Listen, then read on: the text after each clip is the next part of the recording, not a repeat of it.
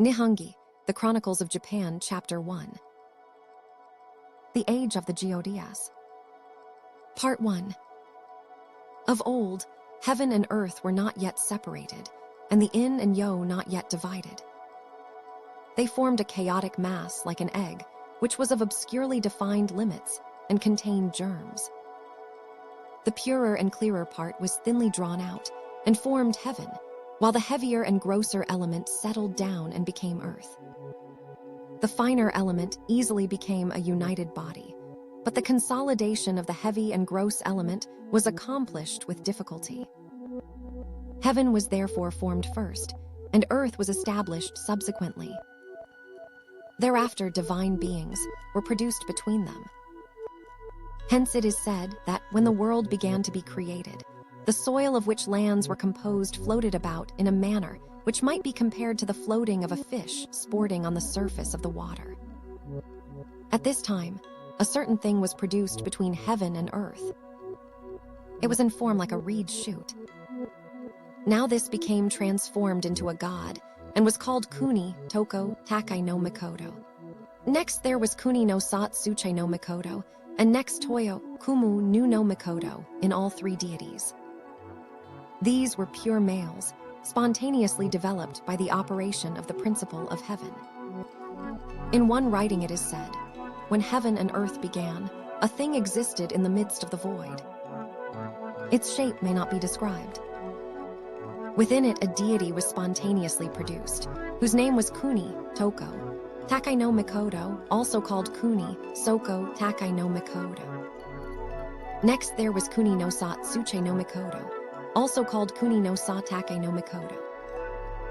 Next there was Toyo Kuni Nashi no Mikoto, also called Toyo Kumu Nu no Mikoto, Toyo Ka Fushi no Mikoto, Uki Fu no Toyo Kahei no Mikoto, Toyo Kuni no Mikoto, Toyo Kyuhai no Mikoto, Hako Kuni no Mikoto, or Mi no Mikoto. In one writing it is said, of old, when the land was young and the earth young, it floated about as it were floating oil. At this time, a thing was produced within the land, in shape like a reed shoot when it sprouts forth. From this there was a deity developed, whose name was Yumashi Ashi Kabai Hiko Jai no Mikoto. Next there was Kuni no Toko Takai no Mikoto, and next Kuni no Satsuche no Mikoto. In one writing it is said, when heaven and earth were in a state of chaos, there was first of all a deity, whose name was Yumashi Ashi Kabai Hiko Jai no Mikoto. In one writing it is said, before heaven and earth were produced, there was something which might be compared to a cloud floating over the sea. It had no place of attachment for its root. In the midst of this, a thing was generated which resembled a reed shoot when it is first produced in the mud. This became straightway transformed into human shape and was called Kuni no Toko Takai no Mikoto. In one writing it is said, when heaven and earth began, a thing was produced in the midst of the void, which resembled a reed shoot. This became changed into a god, who was called Ama no Toko Takai no Mikoto. There was next Yumashi Ashi Kabai Hiko Jai no Mikoto. It is further stated, there was a thing produced in the midst of the void like floating oil, from which a god was developed, called Kuni Toko Takai no Mikoto. The next deities who came into being were Yuhiji, Nai no Mikoto, and Suhiji Nai no Mikoto, also called Yuhiji, Ni no Mikoto, and Suhiji, Ni no Mikoto. The next deities which came into being were Oho, Tanache no Mikoto, and Oho, Tama no Mikoto. One authority says Oho, Tanohi no Mikoto, otherwise called Ohotu, Ma Hiko no Mikoto, and Ohotu, Ma Haim no Mikoto. Another says Ohotamu, Kai no Mikoto, and Ohotamu, Hi no Mikoto. The next gods which came into being were Omo, Taru no Mikoto, and Kashiko. Ni no Mikoto, also called Aya Kashiko Ni no Mikoto, Imi Kashiki no Mikoto, or Awo Kashiki Ni no Mikoto, or Aya Kashiki no Mikoto. The next deities which came into being were Izanagi no Mikoto and Izanami no Mikoto. One writing says, these two deities were the children of Awo Kashiki Ni no Mikoto. One writing says, Kuni no Toko Takai no Mikoto produced Aim Kagami no Mikoto. Aim Kagami no Mikoto produced Aim Yoradzu no Mikoto. Aim Yoradzu no Mikoto produced Aha Nagi no Mikoto, and Aha Nagi no Mikoto produced Izanagi no Mikoto. These make 8 deities in all. Being formed by the mutual action of the heavenly and earthly principles, they were made male and female. From Kuni no Toko, Takai no Mikoto to Izanagi no Mikoto and Izanami no Mikoto are called the 7 generations of the age of the gods. In one writing it is said, the gods that were produced in pairs, male and female, were first of all Yuhaji nai no Mikoto and Suhaji nai no Mikoto. Next there were Tsuno, Yuhai no Mikoto and Iku, Yuhai no Mikoto. Next Omo Taru no Mikoto and Kashiko ni no Mikoto. And next Izanagi no Mikoto and Izanami no Mikoto. Izanagi and Izanami on the floating bridge of heaven. Izanagi and Izanami on the floating bridge of heaven. Izanagi no Mikoto and Izanami no Mikoto stood on the floating bridge of heaven and held counsel together, saying, "Is there not a country beneath?" Thereupon they thrust down the jewel, spear of heaven, and groping about therewith found the ocean. The brine which dripped from the point of the spear coagulated and became an island which received the name of Ono, Goro, Jima. The 2 deities thereupon descended and dwelt in this island. Accordingly, they wished to become husband and wife together and to produce countries. So they made Ono, Goro, Jima the pillar of the center of the land. Now the male deity turning by the left and the female deity by the right, they went round the pillar of the land separately. When they met together on one side, the female deity spoke first and said, "How delightful! I have met with a lovely youth." The male deity was displeased and said, "I am a man and by right should have spoken first. How is it that, on the contrary, thou, a woman, shouldst have been the first to speak? This was unlucky. Let us go round again." Upon this, the 2 deities went back, and having met anew, this time the male deity spoke first and said, "How delightful! I have met a lovely maiden." Then he inquired of the female deity, saying, "In thy body is there aught formed?" She answered and said, "In my body there is a place which is the source of femininity." The male deity said, "In my body again there is a place which is the source of masculinity. I wish to unite this source, place of my body, to the source, place of thy body."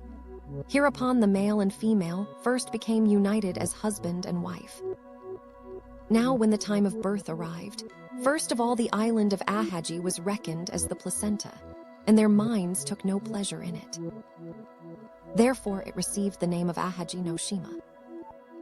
Next there was produced the island of Oho, Yamato no Toyo, Kitsu Shima. Here and elsewhere Chinese letter is to be read Yamato.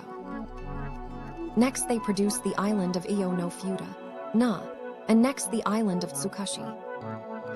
Next the islands of Oki and Sato were born as twins. This is the prototype of the twin, births which sometimes take place among mankind. Next was born the island of Koshi, then the island of Oho Shima, then the island of Kibai no Ko. Hence first arose the designation of the Oho, Shima country. Then the islands of Tsushima and Iki, with the small islands in various parts, were produced by the coagulation of the foam of the salt, water. It is also stated that they were produced by the coagulation of the foam of fresh water. In one writing it is said, the gods of heaven addressed Izanagi no Mikoto and Izanami no Mikoto, saying, "There is the country Toyo Ashi, Hara Kai, I wo, Iki no Midzu ho. Do ye proceed and bring it into order?" They then gave them the jewel, spear of heaven. Hereupon the 2 gods stood on the floating bridge of heaven, and plunging down the spear, sought for land. Then upon stirring the ocean with it, and bringing it up again, the brine which dripped from the spear, point coagulated and became an island, which was called Ono, Goro, Jima. The 2 gods descended, dwelt in this island, and erected there an 8-fathom palace. They also set up the pillar of heaven. Then the male deity asked the female deity, saying, "Is there anything formed in thy body?" She answered and said, "My body has a place completely formed and called the source of femininity. The male god said, "My body again has a place completely formed and called the source of masculinity. I desire to unite my source of masculinity to thy source of femininity." Having thus spoken, they prepared to go round the pillar of heaven and made a promise, saying, "Do thou, my younger sister, go round from the left, while I will go round from the right." Having done so, they went round separately and met when the female deity spoke first and said, "How pretty a lovely youth!" The male deity then answered and said, "How pretty a lovely maiden!" Finally, they became husband and wife. Their first child was the leech child as Yabisu. The leech child as Yabisu, leech, whom they straightway placed in a reed, boat, and sent adrift. Their next was the island of Ahagi. This also was not included in the number of their children. Wherefore they returned up again to heaven and fully reported the circumstances. Then the heavenly gods divined this by the greater divination. Upon which they instructed them, saying, "It was by reason of the woman having spoken first, ye had best return thither again." Thereupon, having divined a time, they went down. The two deities accordingly went again round the pillar, the male deity from the left, and the female deity from the right. When they met, the male deity spoke first and said, "How pretty a lovely maiden!" The female deity next answered and said, "How pretty a lovely youth!" Thereafter they dwelt together in the same palace and had children, whose names were Oho, Yamato no Toyo Akitsushima, next the island of Ahagi, next the island of Iyo no Fuda, Na, next the island of Tsukashi, next the triplet islands of Oki, next the island of Sado, next the island of Koshi, next the island of Kibai no Ko. The country was accordingly called the Great Eight-Island Country. In one writing it is said, "The two deities Izanagi no Mikoto and Izanami no Mikoto stood in the midst of the mist of heaven and said, 'We wish to find a country.' So they thrust down the jewel, spear of heaven, and groped about till they found the island of Ono Goro. Then they drew back the spear and rejoiced, saying, 'Good, there is a country.' In one writing it is said, "The two deities Izanagi no Mikoto and Izanami no Mikoto sat in the plain of high heaven and said, 'There must surely be a country.' So with the jewel spear of heaven they scraped together the island of Ono Goro." In one writing it is said, "The two deities Izanagi no Mikoto and Izanami no Mikoto spoke to one another, saying, 'There is something resembling floating oil. In the midst of this there is perhaps a country.' So they took the jewel, spear of heaven, and groping about formed with it an island which was called Ono Goro." In one writing it is said, "The female deity spoke first and said, 'How pretty a handsome youth!' Now it was considered unlucky that the female deity should have spoken first. Accordingly they went round again when the male deity spoke first and said, "How pretty a lovely maiden!" Postimo cupibant quar, said artes nesi erant. Tum erat modicilla qui advolavit, ac concussit suum caput et suum caudum. Quod cum videscent duo de, imitati sunt eam, et in hoc modo artem coendi potiti sunt. In one writing it is said, "The two deities were united and became husband and wife." She forthwith took the hand of the male deity, and they at length became husband and wife. There was born to them the island of Ahagi, and next the leech child. They next produced the sea, then the rivers, and then the mountains. Then they produced Ku no Kai, the ancestor of the trees, and next the ancestor of herbs, Kaya no Haim, also called Nadzuchi.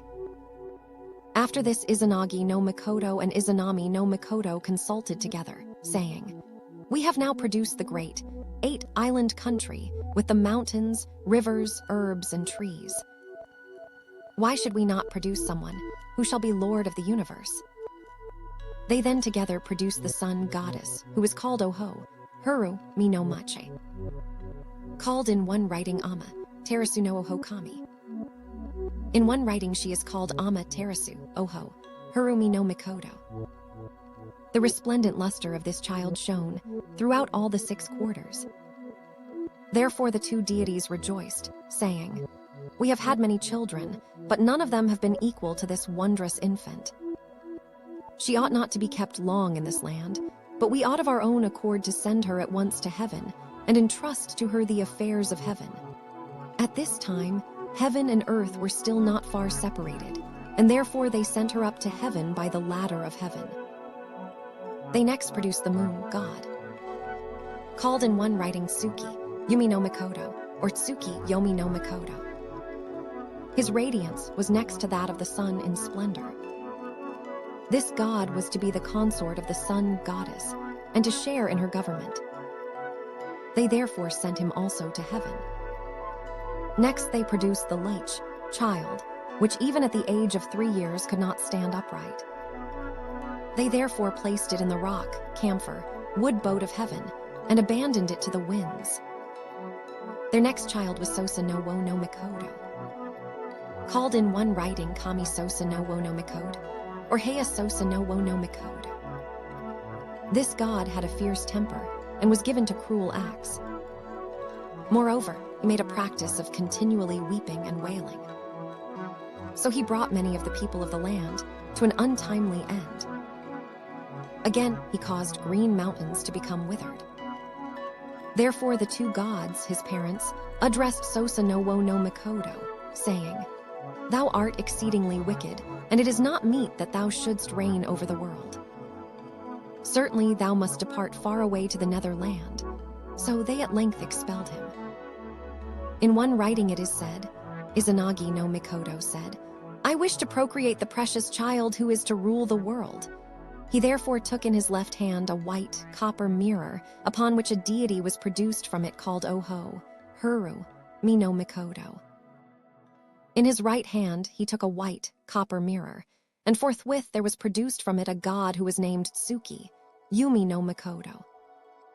Again, while turning his head and looking askance, a god was produced who was named Susanoo no Mikoto. Now Oho, Hurum no Mikoto, and Tsuki, Yumi no Mikoto were both of a bright and beautiful nature, and were therefore made to shine down upon heaven and earth. But Susanoo character was to love destruction, and he was accordingly sent down to rule the nether land. In one writing it is said, after the sun and moon, the next child which was born was the Leech child. When this child had completed his 3rd year, he was nevertheless still unable to stand upright. The reason why the Leech child was born was that in the beginning, when Izanagi no Mikoto and Izanami no Mikoto went round the pillar, the female deity was the first to utter an exclamation of pleasure, and the law of male and female was therefore broken. They next procreated Susanoo no Mikoto. This god was of a wicked nature, and was always fond of wailing and wrath. Many of the people of the land died, and the green mountains withered. Therefore his parents addressed him, saying, "Supposing that thou wert to rule this country, much destruction of life would surely ensue. Thou must govern the far, distant nether land." Their next child was the bird rock camphor, wood boat of heaven. They forthwith took this boat, and placing the Leech child in it, abandoned it to the current. Their next child was Kagutsuche. Now Izanami no Mikoto was burnt by Kagutsuche, so that she died. When she was lying down to die, she gave birth to the earth goddess Hanayama, Haim, and the water goddess Midzu, Ha no Mi. Upon this Kagutsuche took to wife Hani, Yama, Haim, and they had a child named Waka Musubai. On the crown of this deity head were produced the silkworm and the mulberry tree, and in her navel the 5 kinds of grain. In one writing it is said, when Izanami no Mikoto gave birth to Ho no Musubai, she was burnt by the child and died. When she was about to die, she brought forth the water goddess Midzu Ha no Mi and the earth goddess Hani Yama Haim. She also brought forth the gourd of heaven. In one writing it is said, when about to give birth to the fire god Kagutsuche, Izanami no Mikoto became feverish and ill. In consequence she vomited, and the vomit became changed into a god, who was called Kana Yama Hiko. Next her urine became changed into a goddess, who was called Midzu Ha no Mi. Next her excrement was changed into a goddess, who was called Hani Yama Haim. In one writing it is said, when Izanami no Mikoto gave birth to the fire god, she was burnt and died. She was, therefore, buried at the village of Arima in Kumano, in the province of Kii. In the time of flowers, the inhabitants worship the spirit of this goddess by offerings of flowers. They also worship her with drums, flutes, flags, singing, and dancing. In one writing it is said, Izanagi no Mikoto and Izanami no Mikoto, having together procreated the great, 8-island land, Izanagi no Mikoto said, "Over the country which we have produced there is naught but morning mists which shed a perfume everywhere." So he puffed them away with a breath, which became changed into a god named Shinato no Miko. He is also called Shinatsuhiko no Mikoto. This is the god of the wind. Moreover, the child which they procreated when they were hungry was called Yuka no Mi, Tama no Mikoto. Again they produced the sea gods who were called Watatsumi no Mikoto, and the mountain gods who were called Yamatsumi, the gods of the river mouths, who were called Heia Akitsubai no Mikoto, the tree gods who were called Ku no Kai, and the earth goddess who was called Hani, Yasu no Kami. Thereafter they produced all manner of things whatsoever. When the time came for the fire, god Kagutsuchi to be born, his mother Izanami no Mikoto was burnt, and suffered change and departed. Then Izanagi no Mikoto was wroth, and said, "Oh, that I should have given my beloved younger sister in exchange for a single child." So while he crawled at her head, and crawled at her feet, weeping and lamenting, the tears which he shed fell down and became a deity. It is this deity who dwells at Unyu no Kanemoto, and who is called Naki, Saha, Mi no Mikoto. At length he drew the 10-span sword with which he was girt, and cut Kagutsuchi into 3 pieces, each of which became changed into a god. Moreover, the blood which dripped from the edge of the sword became the multitudinous rocks which are in the bed of the Easy, river of heaven. This god was the father of Futsu, Nushi no Kami. Moreover, the blood which dripped from the hilt, ring of the sword spurted out and became deities, whose names were Mika no Heia, Hai no Kami, and next Hai no Heia, Hai no Kami. This Mika no Heia, Hai no Kami was the parent of Take Mika Suche no Kami. Another version is Mika no Heia, Hai no Mikoto, next Hai no Heia, Hai no Mikoto, and next Take Mika Tsuche no Kami.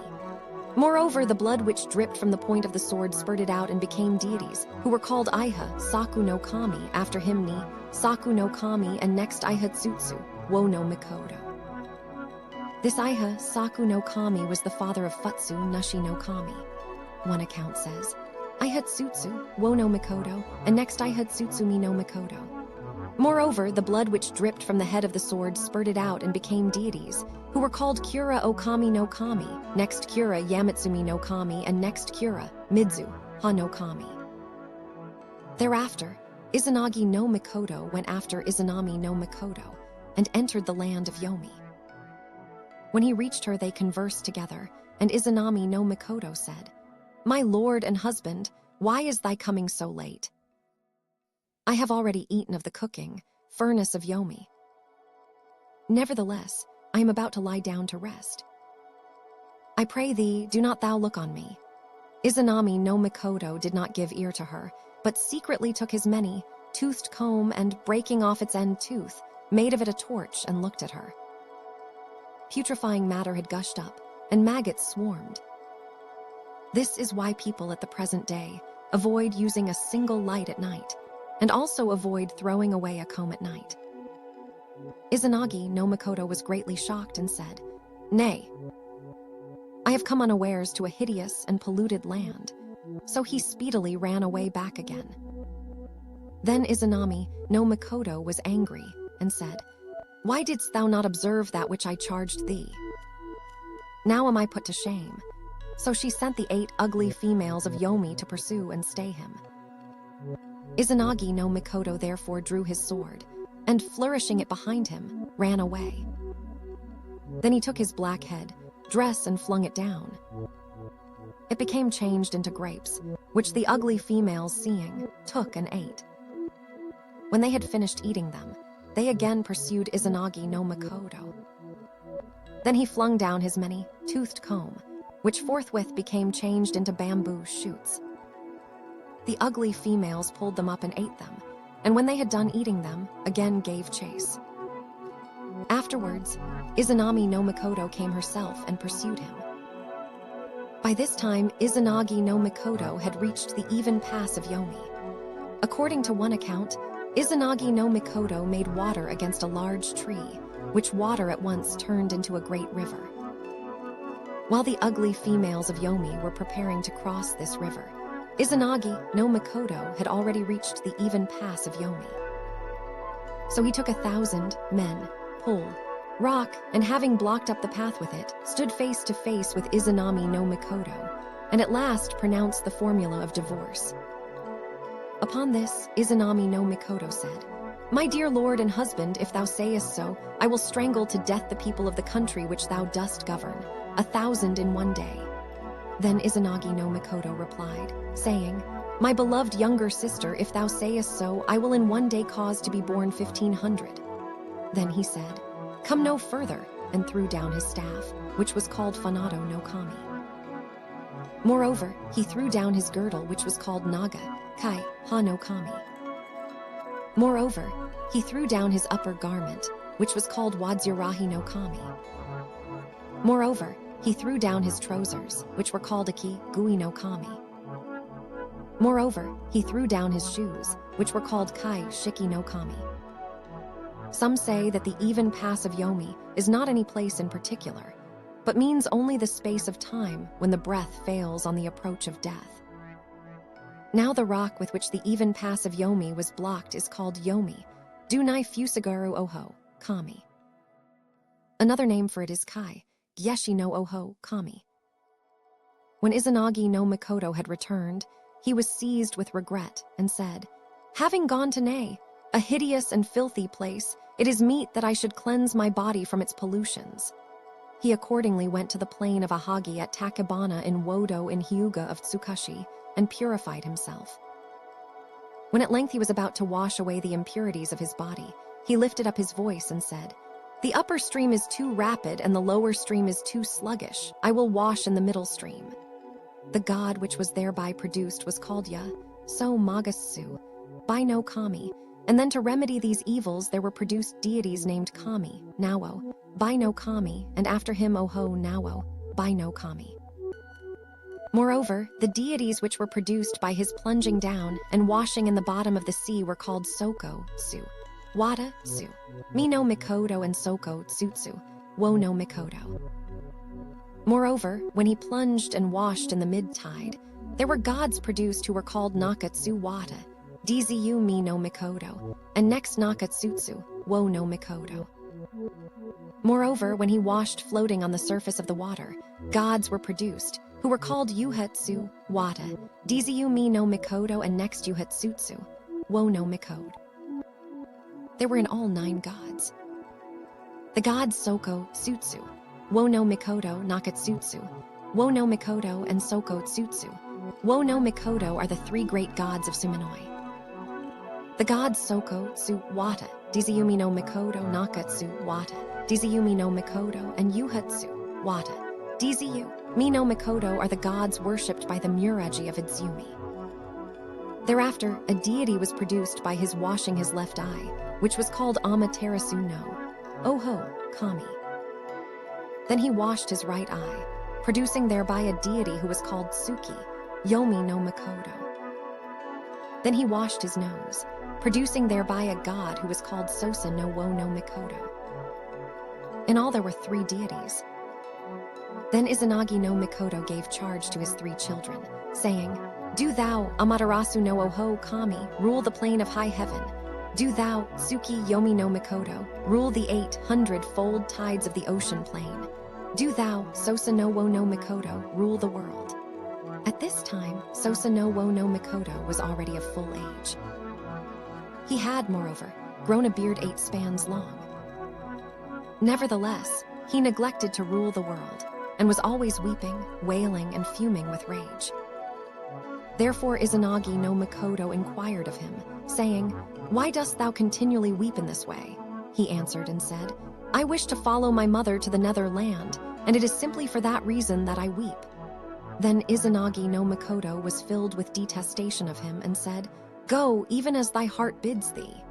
So he forthwith drove him away. In one writing it is said, Izanagi no Mikoto drew his sword and cut Kagetsuchi into 3 pieces.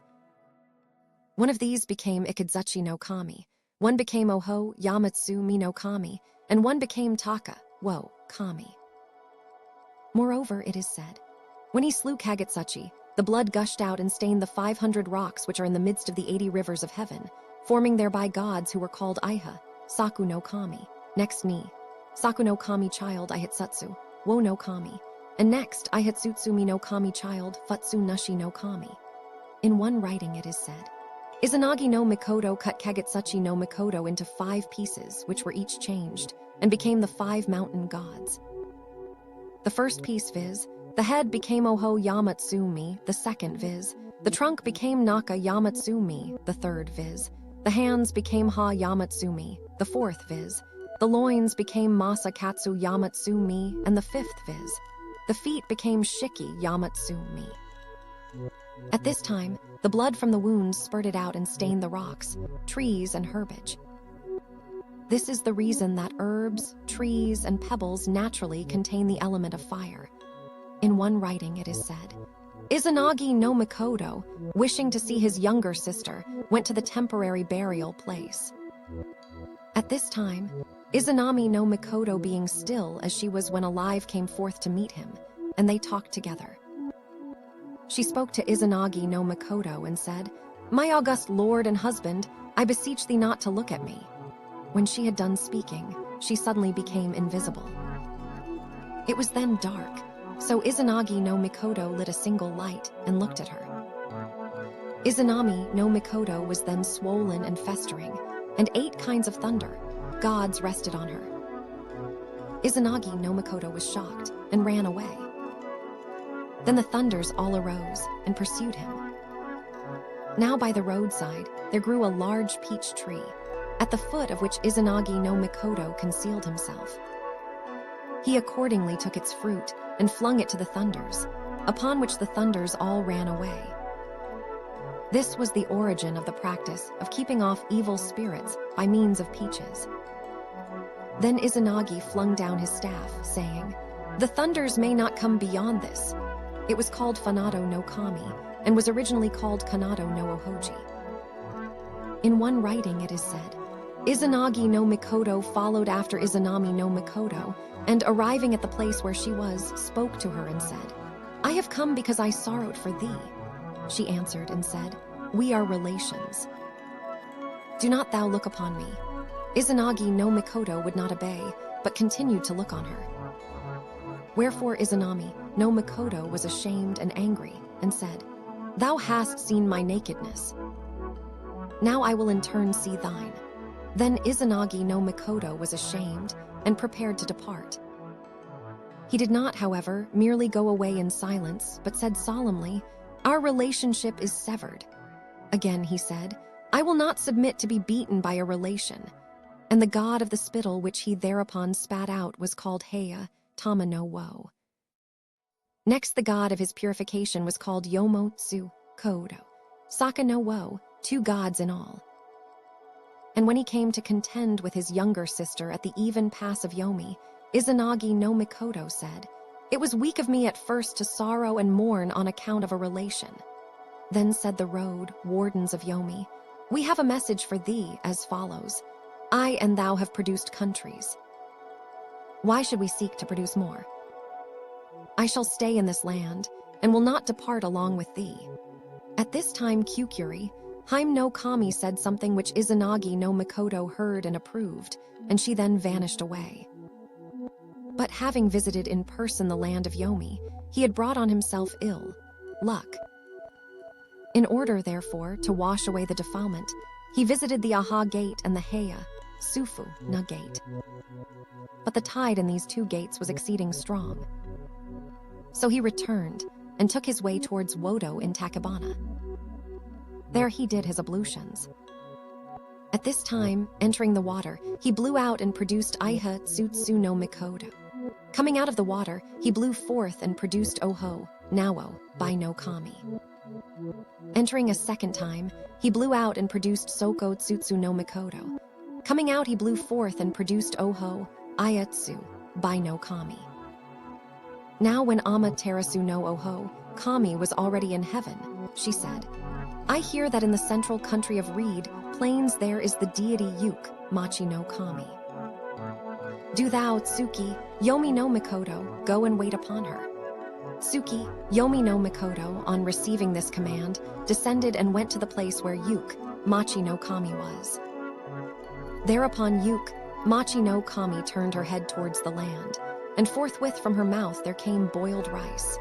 She faced the sea, and again there came from her mouth things broad of fin and things narrow of fin. She faced the mountains, and again there came from her mouth things rough of hair and things soft of hair. These things were all prepared and set out on 100 tables for his entertainment. Then Tsuki, Yomi no Mikoto, became flushed with anger and said, Filthy, nasty, that thou shouldst dare to feed me with things disgorged from thy mouth.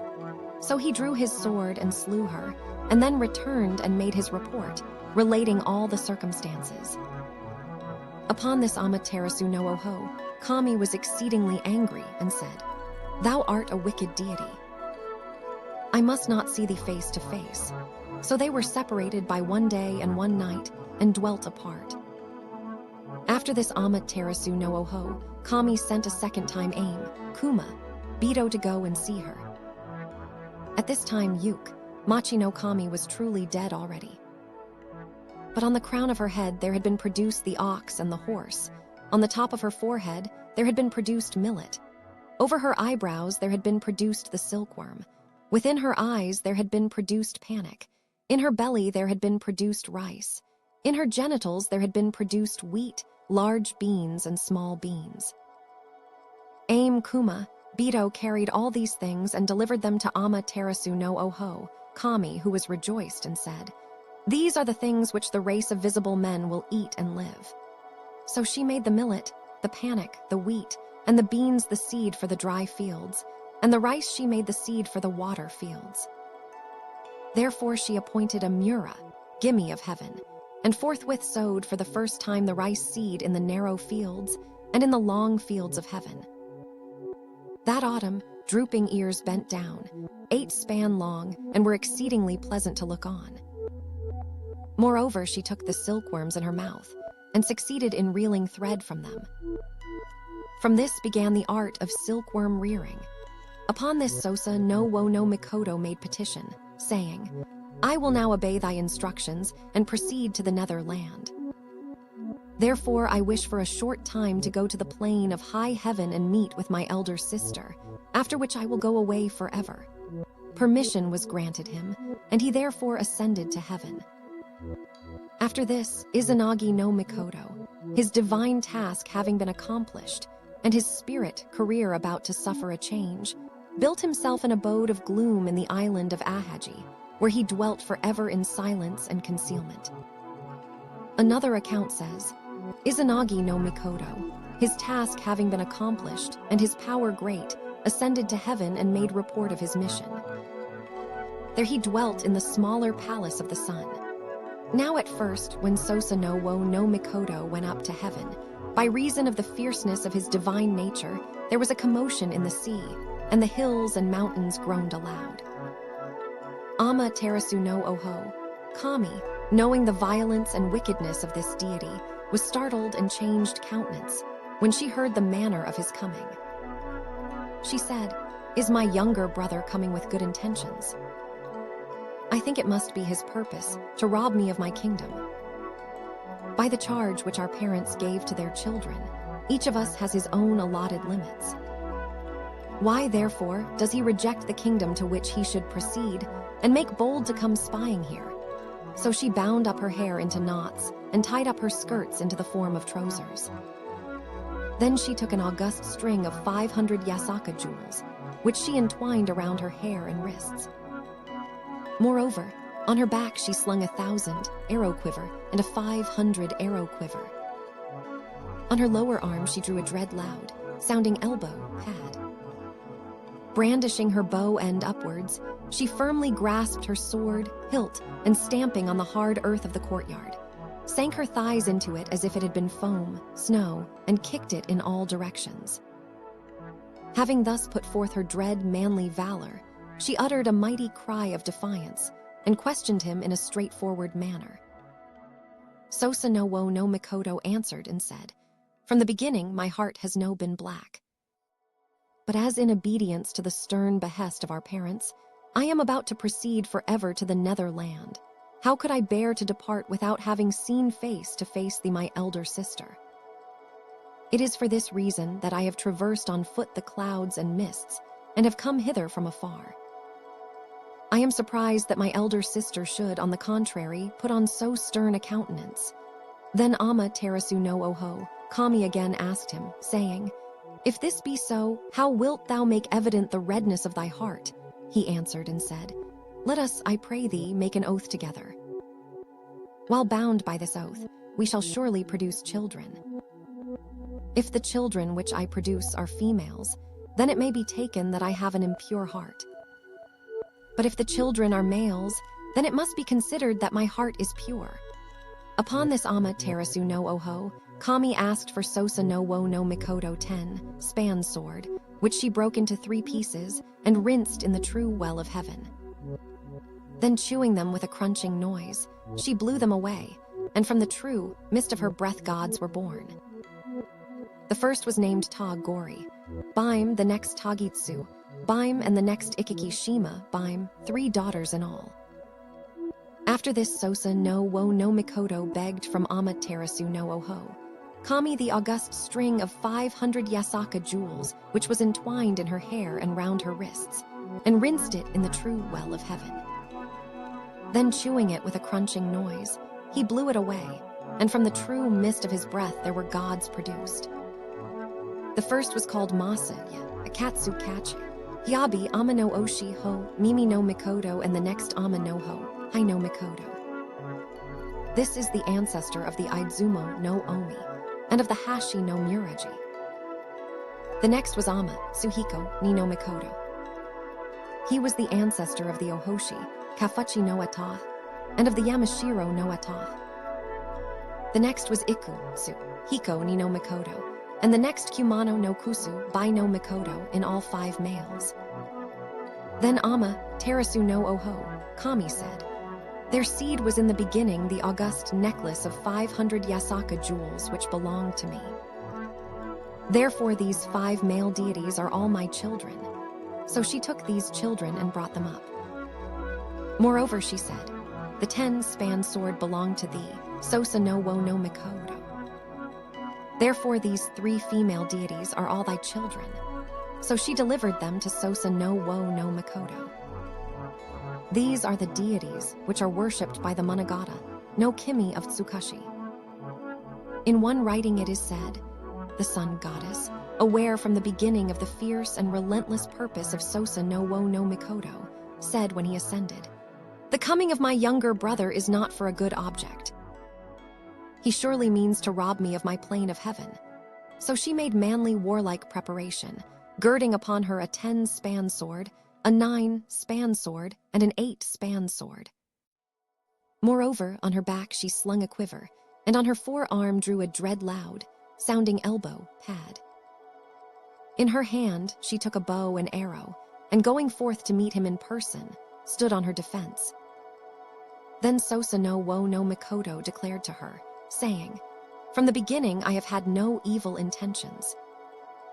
All that I wished was to see thee, my elder sister, face to face. It is only for a brief space that I have come.' Thereupon the sun goddess, standing opposite to Susanoo no Mikoto, swore an oath, saying, 'If thy heart is pure and thou hast no purpose of relentless robbery, the children born to thee will surely be males.' When she had finished speaking, she ate first the 10 span sword which she had girded on, and produced a child which was called Oki Tsu Shima Baim. Moreover, she ate the 9 span sword, and produced a child which was called Tagi Su Haim. Moreover, she ate the 8 span sword, and produced a child which was called Tagori Haim, in all 3 female deities. After this, Susanoo no Mikoto took the august 500 string of jewels which hung upon his neck, and having rinsed them in the Nuno well of heaven, another name for which is the true well of Issa, and ate them. So he produced a child, which was called Masaya, a Katsukach, Heya by aim no Oshi, Ho ni no Mikoto. Next he produced Amatsu, Hiko, ni no Mikoto. Next Ikutsu Hiko, ni no Mikoto. Next Ama no Ho, Hai no Mikoto. And next Kumano no Oshi Homi no Mikoto, in all 5 male deities. Therefore, as Susanoo no Mikoto had thus acquired proof of his victory, the sun goddess learnt exactly that his intentions were wholly free from guilt. The 3 female deities, which the sun goddess had produced, were accordingly sent down to the land of Tsukushi. She therefore instructed them, saying, "Do ye, 3 deities, go down and dwell in the center of the province, where you will assist the descendants of heaven and receive worship from them." In one writing it is said, when Susanoo no Mikoto was about to ascend to heaven, there was a deity whose name was Akaru Tama. This deity came to meet him, and presented to him beautiful Maga Tama of Yasaka jewels. So Susanoo no Mikoto took these gems and went up to heaven. At this time Amaterasu Magatama no Oho Kami, suspecting that the intentions of her younger brother were evil, prepared war and questioned him. Susanoo no Mikoto answered and said, "Truly the sole reason of my coming is that I wish to see my elder sister face to face, and moreover to present to her these beautiful curved jewels of Yasaka gem. I dare not have any other purpose." Then Amaterasu no Oho Kami asked him again, saying, "Wherewithal wilt thou prove to me whether thy words are true or false?" He answered and said, "Let thee and me bind ourselves by an oath. If while we are bound by this oath, the children produced are females, my heart is to be accounted black, but if they are males, it is to be thought red." So they dug 3 true wells of heaven and stood opposite to one another. Then Amaterasu no Oho Kami spoke to Susanoo no Mikoto and said, "I am now about to give thee the sword which is in my girdle. Do thou give me the curved jewels of Yasaka gem which thou hast." Having thus covenanted, they made a mutual exchange. Then Amaterasu no Oho Kami took the curved jewels of Yasaka gem, and having made them float on the true well of heaven, bit off the heads of the jewels and blew them away. The deity which was produced from amidst her breath was called Ikiki Shima, Haim no Mikoto. This is the goddess who dwells in Oki, Sumiya. Again, a deity was produced from amidst her breath, when she bit through and blew away the middle parts of the jewels. This deity was called Ta Gori, Haim no Mikoto. It is she who dwells in Naka, Sumiya. Again, a deity was produced from amidst her breath, when she bit through and blew away the tails of the jewels.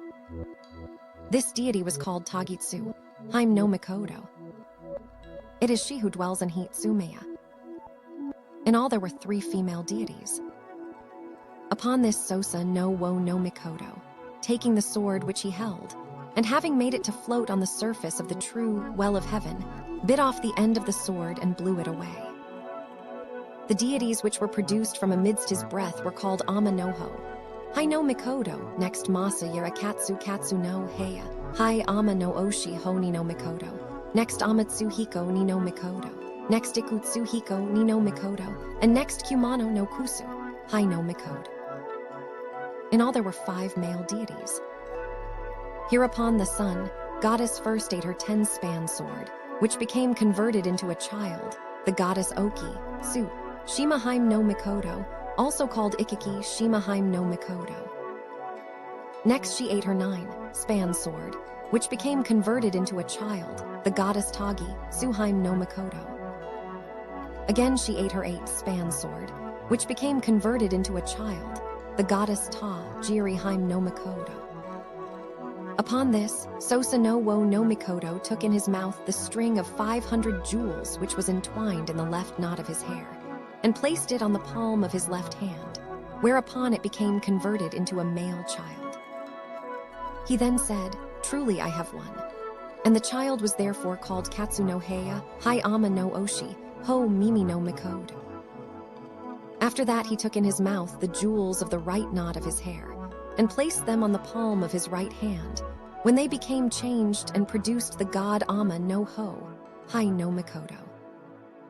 After that he took in his mouth the jewels which hung round his neck and laid them on his left forearm, when they became changed and produced the god Ama, Suhiko, Ni no Mikoto. Moreover, from his right forearm there was produced the god Iku Tsuhiko, Ni no Mikoto. Again from his left foot was produced the god Hai no Heya, Hai no Mikode. Again from his right leg was produced Kumano no Oshi, Homi, no Mikoto, also called Kumano no Oshi, Sumi no Mikoto. The children produced by Sosa no wo no Mikoto were all male children.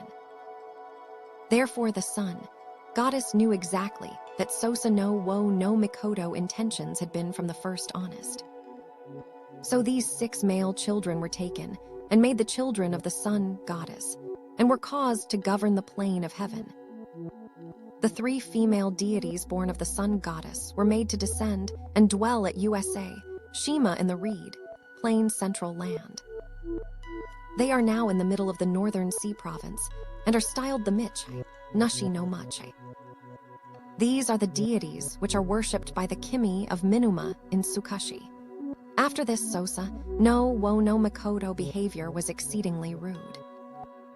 In what way? Amaterasu no Oho, Kami had made august rice, fields of heavenly narrow rice, fields and heavenly long rice fields. Then Sosa no wo no Mikoto, when the seed was sown in spring, broke down the divisions between the plots of rice, and in autumn let loose the heavenly piebald colts, and made them lie down in the midst of the rice fields. Again, when he saw that Amaterasu no Oho, Kami, was about to celebrate the feast of first fruits, he secretly voided excrement in the new palace. Moreover, when he saw that Amaterasu no Oho, Kami, was in her sacred weaving hall, engaged in weaving the garments of the gods, he flayed a piebald colt of heaven, and breaking a hole in the roof tiles of the hall, flung it in. Then Amaterasu no Oho, Kami, started with alarm and wounded herself with the shuttle. Indignant at this, she straightway entered the rock cave of heaven, and having fastened the rock door, dwelt there in seclusion. Therefore constant darkness prevailed on all sides, and the alternation of night and day was unknown. Then the 80 myriads of gods met on the bank of the tranquil river of heaven, and considered in what manner they should supplicate her. Accordingly Amohi, Kane no Kami, with profound device and far reaching thought, at length gathered long, singing birds of the eternal land, and made them utter their prolonged cry to one another. Moreover he made Ta Jakara, wo no Kami, to stand beside the rock door. Then Aim no Koin no Mikoto, ancestor of the Nakatomi no Mureji, and Fudo Dama no Mikoto, ancestor of the Amibe no Abido, dug up a 500-branched true Sakaki tree of the heavenly MT. Kagu.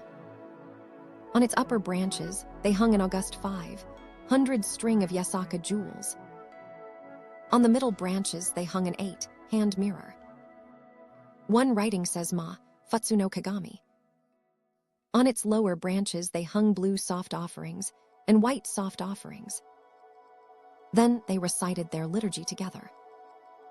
Moreover, Ama no Uzum no Mikoto, ancestress of the Sarum no Kimi, took in her hand a spear wreathed with eulalia grass, and standing before the door of the rock cave of heaven, skillfully performed a mimic dance. She took, moreover, the true Sakaki tree of the heavenly Mount Kagu, and made of it a head dress. She took club moss and made of it braces. She kindled fires. She placed a tub bottom upwards and gave forth a divinely inspired utterance. Now Amaterasu no Oho, Kami, heard this and said, "Since I have shut myself up in the rock cave, there ought surely to be continual night in the central land of fertile reed plains.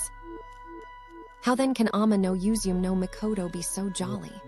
So with her august hand, she opened for a narrow space the rock door and peeped out. Then Ta Jakara, Wo no Kami forthwith took Amaterasu no Oho, Kami, by the hand, and led her out. Upon this, the gods Nakatomi no Kami and Amibe no Kami at once drew a limit by means of a bottom-tied rope, and begged her not to return again. After this all, the gods put the blame on Susanoo no Mikoto, and imposed on him a fine of 1,000 tables, and so at length chastised him. They also had his hair plucked out, and made him therewith expiate his guilt. Another version is, they made him expiate it by plucking out the nails of his hands and feet. When this was done, they at last banished him downwards. In one writing it is said, after this waka, Huru, Mi no Mikoto was in the sacred weaving hall, weaving the garments of the deities. Susanoo no Mikoto saw this, and forthwith flaying a piebald colt with a backward flaying, flung it into the interior of the hall. Then Waka, Huru Mi no Mikoto, was startled, and fell down from the loom, wounding herself with the shuttle which she held in her hand, and divinely departed. Therefore Amaterasu no Oho, Kami spoke to Susanoo no Mikoto and said, "Thou hast still evil intentions. I do not wish to see thee face to face." So she entered the rock, cave of heaven, and shut the rock door. Hereupon all under heaven was in continual darkness, and there was no difference of day and night. Therefore the 80 myriads of gods met in the high market place of heaven and made inquiry. Now there was Amohi, Kane no Kami, son of Taka Mi, Musubai no Mikoto, who had a talent for devising plans. He accordingly considered the matter and spoke, saying, "Let there be made an image of this goddess, and let prayer be addressed to it." They therefore proceeded to appoint Ishi, Kori, Dome as artisan, who, taking copper of the Mt. Kagu of heaven, made therefrom a sun's spear. Moreover, he stripped off in one piece the hide of a true stag, and made of it heavenly bellows. The goddess which he fashioned by this means is the goddess Hai no Mah no Kami, who dwells in the province of Ki. In one writing it is said, the august sun goddess took an enclosed rice field and made it her imperial rice field. Now Susanoo no Mikoto, in spring, filled up the channels and broke down the divisions, and in autumn, when the grain was formed, he forthwith stretched round them division ropes. Again, when the sun goddess was in her weaving hall, he flayed alive a piebald colt and flung it into the hall. In all these various matters, his conduct was rude in the highest degree. Nevertheless, the sun goddess, out of her friendship for him, was not indignant or resentful, but took everything calmly and with forbearance. When the time came for the sun goddess to celebrate the feast of first fruits, Susanoo no Mikoto secretly voided excrement under her august seat in the new palace. The sun goddess, not knowing this, went straight there and took her seat. Accordingly, the sun goddess drew herself up and was sickened. She therefore was enraged, and straightway took up her abode in the rock cave of heaven and fastened its rock door. Then all the gods were grieved at this, and forthwith caused Ama no Nuka, Do no Kami, the ancestor of the bee of mirror makers, to make a mirror, Fudo Dama, the ancestor of the Amibe, to make offerings, and Toyo Tama, the ancestor of the bee of jewel makers, to make jewels. They also caused Yama, Suchai, to procure 80 precious combs of the 500 branched true Sakaki tree, and new Dizachai to procure 80 precious combs of the 500 branched Suzuki grass. When all these various objects were collected, Ama no Koi no Mikoto, the ancestor of the Nakatomi, recited a liturgy in honor of the deity. Then the sun goddess opened the rock door and came out. At this time, when the mirror was put into the rock cave, it struck against the door and received a slight flaw, which remains until this day. This is the great deity worshipped at Isa. After this, Susanoo no Mikoto was convicted and fined in the articles required for the ceremony of purification. Hereupon, these were the things abhorrent of luck of the tips of his fingers, and the things abhorrent of calamity of the tips of his toes. Again, of his spittle he made white soft offerings, and of his nose, mucus he made blue soft offerings, with which the purification service was performed. Finally, he was banished according to the law of divine banishment. In one writing it is said, "After this the sun, goddess, had 3 rice fields, which were called the easy rice, field of heaven, the level rice, field of heaven, and the village join rice, field of heaven. All these were good rice fields, and never suffered even after continuous rain or drought. Now Susanoo no Mikoto had also 3 rice fields, which were called the pile, field of heaven, the river, border, field of heaven, and the mouth, sharp, field of heaven. All these were barren places. In the rains, the soil was swept away, and in droughts it was parched up. Therefore, Susanoo no Mikoto was jealous and destroyed his elder sister rice fields. In spring, he knocked away the pipes and troughs, filled up the channels, and broke down the divisions. He also sowed seed over again. In autumn, he set up combs and made horses lie down in the rice fields. When the sun, goddess, came to shut herself up in the rock, cave of heaven, all the gods sent the child of Kagoto Musubai, Ama no Koin no Mikoto, the ancestor of the Nakatomi no Mureji, and made him recite a liturgy. Hereupon Ama no Koin no Mikoto rooted up a true sakaki tree of the heavenly Mount Kagu, and hung upon its upper branches a mirror of 8 hands, made by the ancestor of the mirror, makers, Ono Kori Dome, a child of Ama no Nukato. On the middle branches he hung curved jewels of Yasaka gem made by the ancestor of the jewel, makers, Ama no Akaru, Dama, a child of Izanagi no Mikoto. On the lower branches he hung tree, fiber made by Ama no Hai, Washi, the ancestor of the Imbe of the province of Aha. Fudo, Dama no Mikoto, ancestor of the Imbe no Abido, was thereupon made to take these things in his hand, and with lavish and earnest words of praise, to recite a liturgy. When the sun, goddess, heard this, she said, "Though of late many prayers have been addressed to me, of none has the language been so beautiful as this."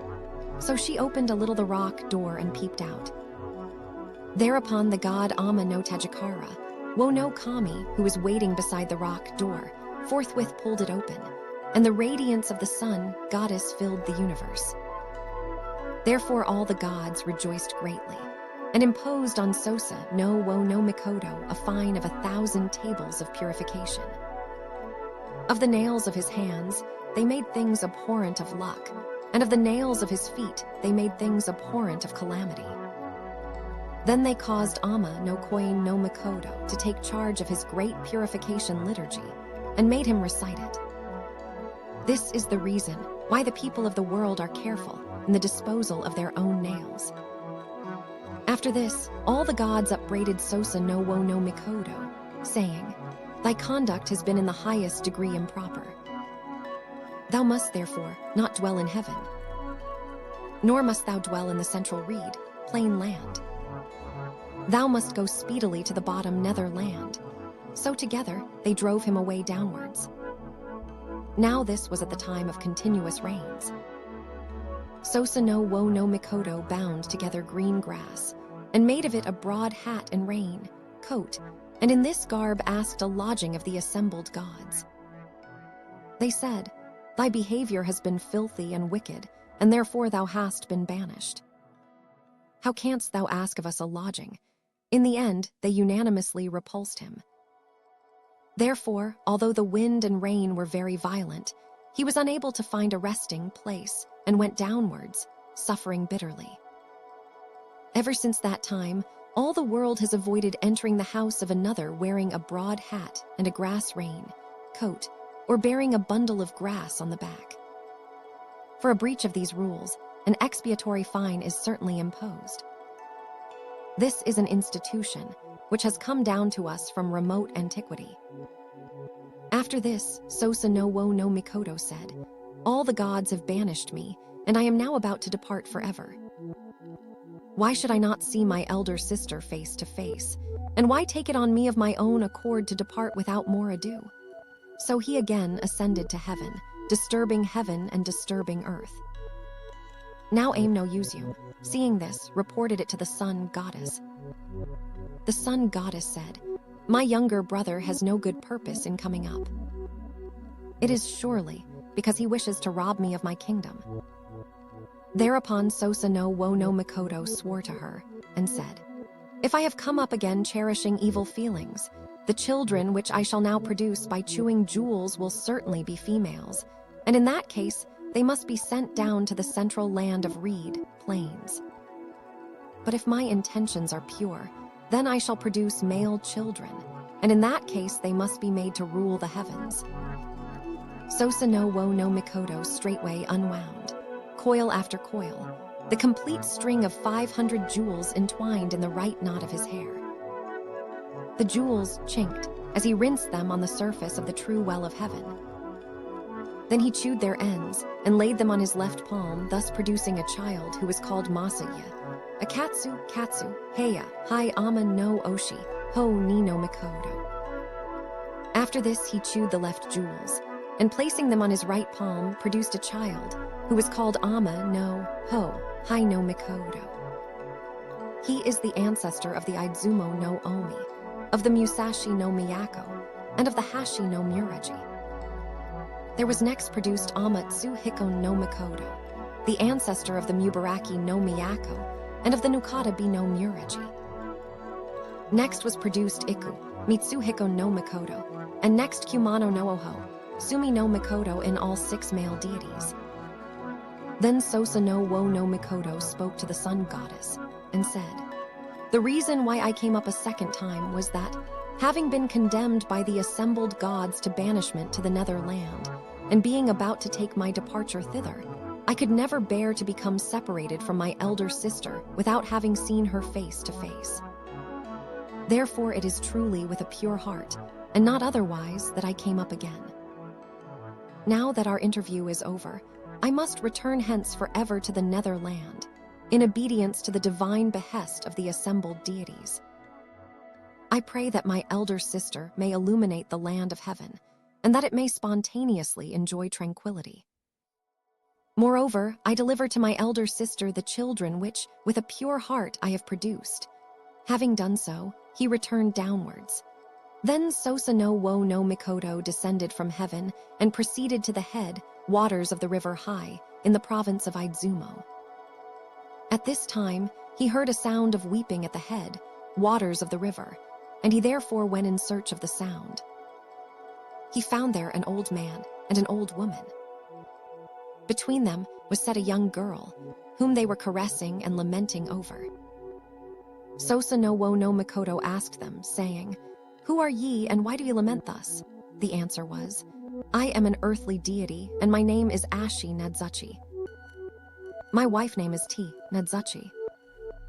This girl is our daughter, and her name is Kushi Nada Haim. The reason of our weeping is that formerly we had 8 children, daughters. But they have been devoured year after year by an 8-forked serpent, and now the time approaches for this girl to be devoured. There is no means of escape for her, and therefore do we grieve." Susanoo no Mikoto said, "If that is so, wilt thou give me thy daughter?" He replied and said, "I will comply with thy behest and give her to thee." Therefore Susanoo no Mikoto on the spot changed Kushi Nada Haim into a many-toothed close comb, which he stuck in the august knot of his hair.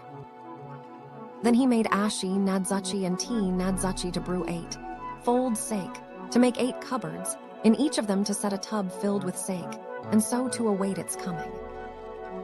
When the time came, the serpent actually appeared. It had an 8-forked head and an 8-forked tail.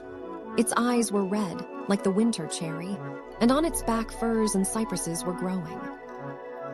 As it crawled, it extended over a space of 8 hills and 8 valleys. Now when it came and found the sake, each head drank up 1 tub, and it became drunken and fell asleep. Then Susanoo no Mikoto drew the 10-span sword which he wore, and chopped the serpent into small pieces. When he came to the tail, the edge of his sword was slightly notched, and he therefore split open the tail and examined it. In the inside there was a sword. This is the sword which is called Kyusa, Nagi no Tsurugi. In one writing it is said, its original name was Ama no Mura Kumo no Tsurugi. Susanoo no Mikoto said, "This is a divine sword. How can I presume to appropriate it to myself?" So he gave it up to the gods of heaven. After this, he went in search of a place where he might celebrate his marriage, and at length came to Suga, in the province of Izumo. Then he spoke and said, "My heart is refreshed, therefore that place is now called Suga." There he built a palace. One version says, "Now take Susanoo no Mikoto composed a verse of poetry, saying, Many clouds arise on all sides a manifold fence, to receive within it the spouses, they form a manifold fence, that manifold fence." Thereupon they had intercourse together, and a child was born named Oho, na Mache no Kami. He accordingly spake and said, "The masters of my sun palace are Ashi, Nadzuchi and T Nadzuchi. I therefore grant to these two deities the designation of Inada no Miya, Nushi no Kami." Having done so, Susanoo no Mikoto at length proceeded to the netherland. In one writing it is said, Susanoo no Mikoto, having descended from heaven, came to the head waters of the river Hai in Izumo. There he saw Inada Haim, the daughter of Suza no Yatsu Mimi, master of the shrine of Inada. He had connubial relations with her, and a child was born, styled Suga no Yu Yama Nushimitsu na Saro, Hiko, Yamashino. One version has Suga no Cake na Saka Karo Hiko, Yashima no Mikoto. Another has Suga no Yu Yama Nushimitsu na Saro, Hiko Yashima no. The descendant of this god in the 5th generation was Oho, Kuni Nushi no Kami. In one writing it is said, "At this time Susanoo no Mikoto went down and came to the head waters of the river Yi in the province of Iki. There was there a god whose name was Ashi, Nadzu T, Nadzu. His wife name was Inada no Miya, Nushi Susanoo Yatsu Mimi. This deity was just then pregnant, and the husband and wife sorrowed together. So they informed Susanoo no Mikoto, saying, Though we have had born to us many children, whenever one is born, an 8-forked serpent comes and devours it, and we have not been able to save one. We are now about to have another, and we fear that it also will be devoured. Therefore do we grieve." Susanoo no Mikoto forthwith instructed them, saying, "You must take fruit of all kinds and brew from it 8 jars of sake, and I will kill the serpent for you." The two gods, in accordance with his instructions, prepared sake. When the time came for the child to be born, the serpent came indeed to the door, and was about to devour the child. But Susanoo no Mikoto addressed the serpent and said, "Thou art an awful deity. Can I dare to neglect to feast thee?" So he took the 8 jars of sake, and poured one into each of its mouths. The serpent drank it up and fell asleep. Susanoo no Mikoto drew his sword and slew it. When he came to sever its tail, the edge of his sword was slightly notched. He split the tail open and examined it, when he found that inside it there was a sword. This sword is called Kyusa, Nagi no Tsurugi. It is now in the village of Yachi, in the province of Ohari. It is this deity which is in the charge of the half-yuri of Atsuda. The sword which slew the serpent is called Warachi no Ara Masa. It is now at Izanami. Afterwards, the child who was born of Inada no Miya, Nushi Suza no Yatsu, Mimi, namely Ine, Gami Furu, Kushi, Nada, Haim, was removed to the upper waters of the river Hai in the province of Izumo and brought up there. After this, Susanoo no Mikoto made her his consort, and had by her a child, whose descendant in the 6th generation was Oho, na Mache no Mikoto. In one writing it is said, Susanoo no Mikoto wished to favor Kushi Nada, Haim, and asked her of Ashinidzuchi and Tenidzuchi, who replied, saying, "We pray thee first to slay the serpent, and thereafter it will be good that thou shouldst favor her." This serpent has rock, furs growing on each of its heads. On each of its sides there is a mountain. It is a very fearful beast. How wilt thou set about to slay it? Susanoo no Mikoto thereupon devised a plan. He brewed a poisonous sake, which he gave it to drink. The serpent became drunk and fell asleep. Susanoo no Mikoto forthwith took his sword, called Warachi no Kara, Sabai, and severed its head and severed its belly. When he severed its tail, the edge of the sword was slightly notched, so he split the tail open and made examination. He found there another sword, which he called Kyusa, Nagi no Tsurugi. This sword was formerly with Sosa, no wo no Mikoto. It is now in the province of Ohari. The sword with which Sosa, no wo no Mikoto slew the serpent is now with the camp of Kibai. The place where the serpent was slain is the mountain at the upper waters of the river Hai in Izumo. In one writing it is said, Susanoo no Mikoto behavior was unmannerly. A fine was therefore imposed on him by all the gods of 1,000 tables, and he was driven into banishment. At this time, Susanoo no Mikoto, accompanied by his son Iso, Takaru no Kami, descended to the land of Silla, where he dwelt at Soshi Mori. There he lifted up his voice and said, I will not dwell in this land. He at length took clay and made of it a boat, in which he embarked and crossed over eastwards until he arrived at Mount Torai, Kamu no Take, which is by the upper waters of the river Hai in Izumo. Now there was in this place a serpent which devoured men. Susanoo no Mikoto accordingly took his sword, called Ama no Hei, Kiri, and slew this serpent.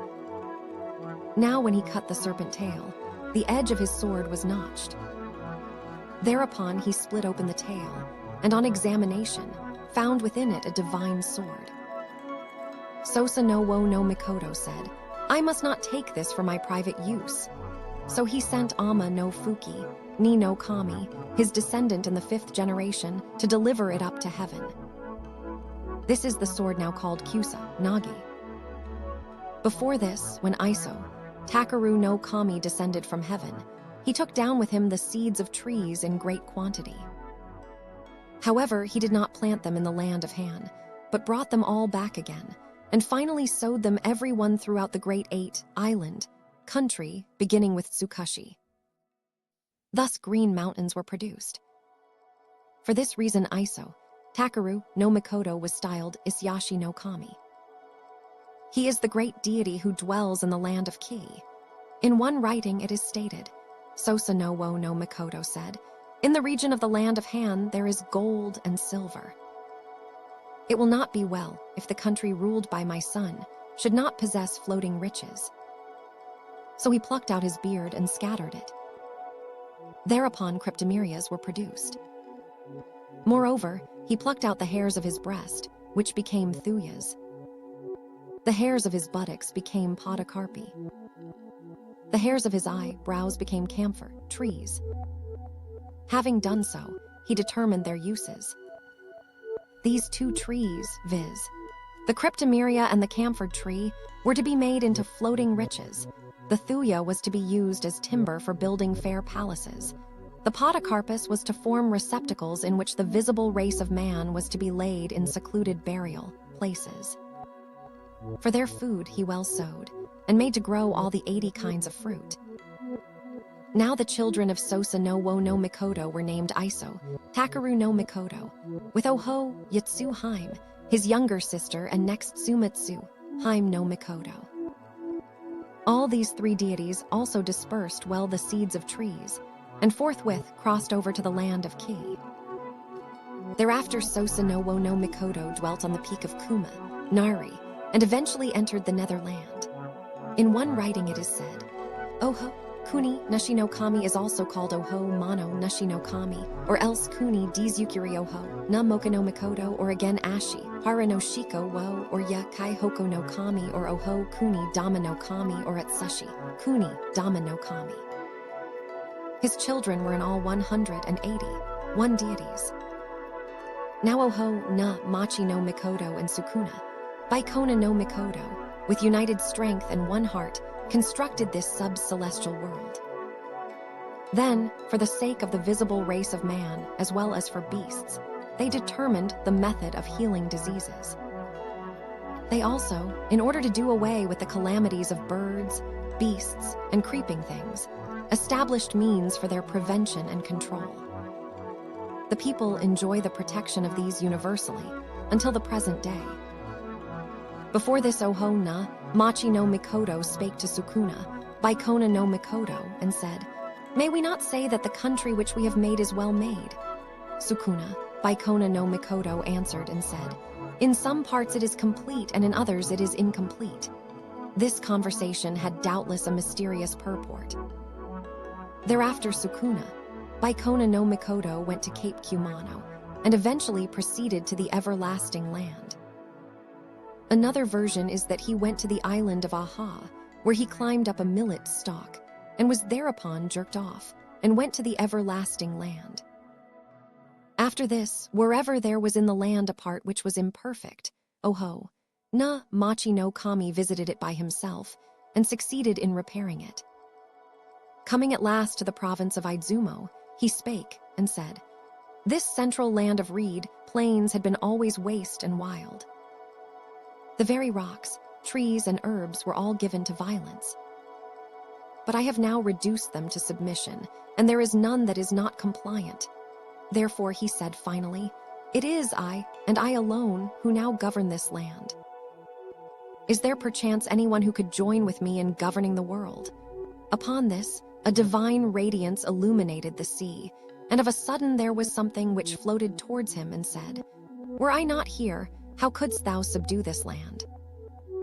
It is because I am here that thou hast been enabled to accomplish this mighty undertaking.'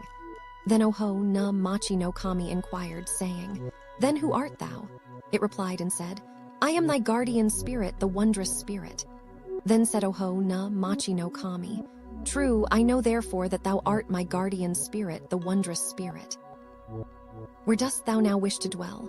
The spirit answered and said, 'I wish to dwell on Mount Mamaro in the province of Yamato.'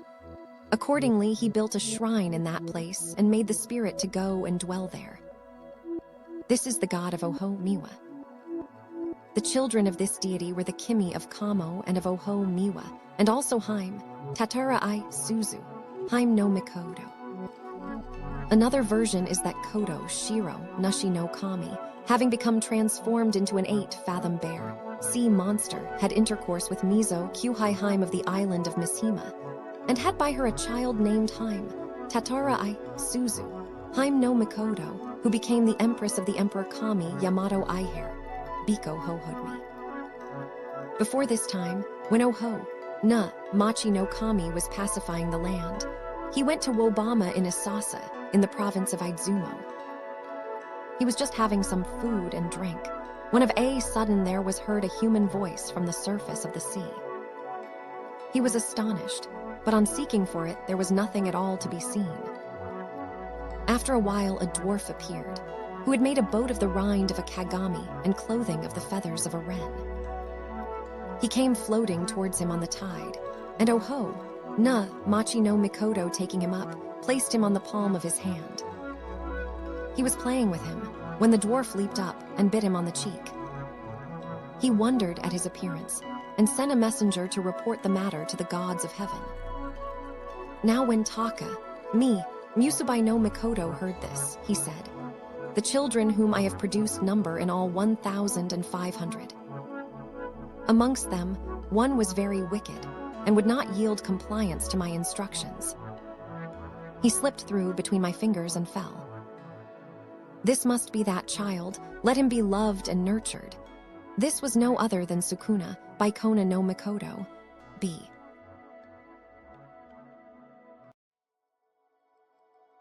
Nihongi, The Chronicles of Japan, Chapter 2. The Age of the Geodias. Part 2. Masaya Akatsu Katsu, Heia Hayama no Oshi, Ho Mimi no Mikoto, the son of Amaterasu no Oho Kami, took to wife Taku, Hada Kai Kai Haim, daughter of Taka Mi Musubai no Mikoto. A child was born to them named Amatsu, Hiko, Ho no Ninigi no Mikoto. Therefore his august grandparent, Taka Mi Musubai no Mikoto, treated him with special affection and nurtured him with great regard. Eventually he desired to establish his august grandchild Hiko Ho Ninigi no Mikoto as the lord of the central land of reed plains. But in that land, there were numerous deities which shone with a luster like that of fireflies, and evil deities which buzzed like flies. There were also trees and herbs, all of which could speak. Therefore Taka, Musubai no Mikoto, assembled all the 80 gods and inquired of them, saying, I desire to have the evil gods of the central land of reed plains expelled and subdued. Whom is it meet that we should send for this purpose? I pray you, all ye gods, conceal not your opinion. They all said, Ama no Ho, Hai no Mikoto is the most heroic among the gods. Ought not he to be tried? Taka Musubai no Mikoto thereupon complied with the general advice and made Ama no Ho, Hai no Mikoto to go and subdue them. This deity, however, curried favor with Oho, Na, Machi no Mikoto, and 3 years passed without his making any report. Therefore his son Oho, Ihai no Makuma no Ushi, was sent. He, too, yielded compliance to his father, and never made any report. Taka, Musubai no Mikoto therefore again summoned together all the gods and inquired of them who should be sent. They all said, Aim Waka Hiko, son of Aim no Kuni Dama. He is a valorous person. Let him be tried. Hereupon Taka, Musubai no Mikoto gave Aim Waka Hiko a heavenly deer bow and heavenly feathered arrows, and so dispatched him. This god also was disloyal, and as soon as he arrived took to wife Shida, Teru, Haim, the daughter of Atsushi Kuni Dama. Accordingly he remained and said, I, too, wish to govern the central land of reed plains. He never reported the result of his mission. At this time Taka Musubai no Mikoto, wondering why he was so long in coming and making his report, sent the pheasant Naki to observe. The pheasant flew down and perched on the top of a many-branched cassia tree which grew before Aim Waka Hiko gate. Now Ama no Sagumi saw this and told Aim Waka Hiko, saying, A strange bird has come and is perched on the top of the cassia tree. Then Aim Waka Hiko took the heavenly deer, bow and the heavenly feathered arrows which had been given him by Taka, Musubai no Mikoto, and shot the pheasant so that it died. The arrow, having passed through the pheasant breast, came before where Taka, Musubai no Kami, was sitting. Then Taka, Musubai no Kami, seeing this arrow, said, This arrow I formerly gave to Aim Waka Hiko. It is stained with blood. It may be because he has been fighting with the earthly deities. Thereupon Taka, Musubai no Mikoto, took up the arrow and flung it back down. This arrow, when it fell, hit Aim Waka Hiko on the top of his breast. At this time Aim Waka Hiko was lying down after the feast of first fruits, and when hit by the arrow died immediately. This was the origin of the general saying, Fear a returning arrow. The sound of the weeping and mourning of Aim Waka Hiko wife Shida Teru Haim reached heaven. At this time Aim no Kuni Dama, hearing the voice of her crying, straightway knew that her husband, Aim Waka Hiko, was dead, and sent down a swift wind to bring the body up to heaven. Forthwith, a mortuary house was made, in which it was temporarily deposited. The river, geese were made the head, hanging bearers and broom bearers. One version is, the barn door fowls were made head, hanging bearers, and the river, geese were made broom bearers. The sparrows were made pounding women. One version is, the river, geese were made head, hanging bearers and also broom bearers. The kingfisher was made the representative of the deceased. The sparrows were made the pounding women, and the wrens the mourners. Altogether, the assembled birds were entrusted with the matter. For 8 days and 8 nights, they wept and sang dirges. Before this, when Aim Waka Hiko was in the central land of reed plains, he was on terms of friendship with Aji Suki Taka Hiko ni no Kami. Therefore Aji Suki Taka Hiko ni no Kami ascended to heaven and offered condolence on his decease.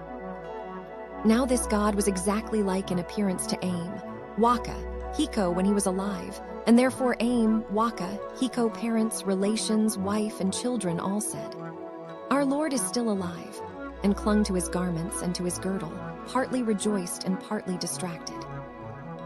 Then Aji, Suki, Taka, Hiko, Ni no Kami became flushed with anger and said, "The way of friends is such that it is right that mutual condolence should be made. Therefore I have not been daunted by the pollution, but have come from afar to make mourning. Why then should I be mistaken for a dead person?" So he drew his sword, Oho, Ha-Kari, which he had in his girdle, and cut down the mortuary house, which fell to earth and became a mountain.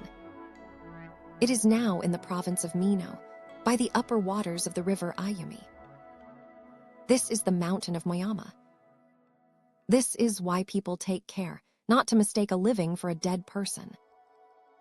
After this, Taka, Musubai no Mikoto again assembled all the gods that they might select someone to send to the central land of Reed, Plains. They all said, "It will be well to send Futsu Nushi no Kami, son of Iha, Tsutsu no Wo and Iha Tsutsunomi, the children of Iha, Saku ni Saku no Kami." Now there were certain gods dwelling in the rock cave of heaven, viz. Mika no Heya, Hai no Kami, son of Idzu no Wo Bashiri no Kami, Hai no Heya, Hai no Kami, son of Mika no Heya, Hai no Kami, and take Mika Dizache no Kami, son of Hai no Heya, Hai no Kami. The latter god came forward and said, "Is Futsu, Nushi no Kami alone to be reckoned a hero? And am I not a hero?" His words were animated by a spirit of indignation. He was therefore associated with Futsu, Nushi no Kami, and made to subdue the central land of Reed, Plains. The two gods thereupon descended and arrived at the little shore of Itasa, in the land of Idzumo. Then they drew their 10 span swords and stuck them upside down in the earth, and sitting on their points questioned Oho, na Machi no Kami, saying, "Taka, Musubai no Mikoto wishes to send down his august grandchild to preside over this country as its lord. He has therefore sent us 2 gods to clear out and pacify it. What is thy intention? Wilt thou stand aside or no?" Then Oho, na Machi no Kami answered and said, "I must ask my son before I reply to you." At this time his son Kodo Shiro, Nushi no Kami, was absent on an excursion to Cape Miho in the land of Idzumo, where he was amusing himself by angling for fish. Some say he was amusing himself by catching birds.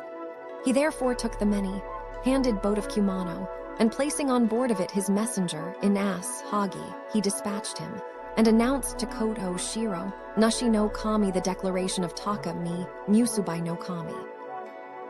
He also inquired what language he should use in answer. Now Kodo Shiro, Nushi no Kami, spoke to the messenger and said, "The heavenly deity has now addressed us this inquiry. My father ought respectfully to withdraw, nor will I make any opposition." So he made in the sea an 8-fold fence of green branches, and stepping on the bow of the boat, went off. The messenger returned and reported the result of his mission. Then Oho na Machi no Kami said to the 2 gods, in accordance with the words of his son, "My son, on whom I rely, has already departed. I too will depart. If I were to make resistance, all the gods of this land would certainly resist also. But as I now respectfully withdraw, who else will be so bold as to refuse submission?" So he took the broad spear which he had used as a staff when he was pacifying the land, and gave it to the 2 gods, saying, "By means of this spear I was at last successful. If the heavenly grandchild will use this spear to rule the land, he will undoubtedly subdue it to tranquility. I am now about to withdraw to the concealment of the short of 180 road windings." Having said these words, he at length became concealed. Thereupon the 2 gods put to death all the rebellious spirits and deities. One version says, the 2 gods at length put to death the malignant deities and the tribes of herbs, trees, and rocks. When all had been subdued, the only one who refused submission was the star god Kages, Wo. Therefore they sent the weaver, god Take, Ha Dizachi no Mikoto also, upon which he rendered submission. The two gods therefore ascended to heaven. Ultimately, they reported the result of their mission. Then Musubai no Mikoto took the coverlet which was on his true couch, and casting it over his august grandchild Amatsu, Hiko, Ho Ninigi no Mikoto, made him to descend. So the august grandchild left his heavenly rock, seat, and with an awful path clove his way through the 8-fold clouds of heaven, and descended on the peak of Takachiho of So in Hyuga. After this, the manner of the progress of the august grandchild was as follows. From the floating bridge of heaven on the twin summits of Kushibai, he took his stand on a level part of the floating sand bank. Then he traversed the desert land of Sujishi from the hill of Hitawo in his search for a country, until he came to Cape Kasasa in Ata no Nagya. A certain man of that land appeared and gave his name as Kodo, Katsu, Kuni, Katsu Nagasa. The august grandchild inquired of him, saying, "Is there a country or not?" He answered and said, "There is here a country. I pray thee roam through it at thy pleasure." The august grandchild therefore went there and took up his abode. Now there was a fair maid in that land whose name was Ka Ashi Tsu Haim.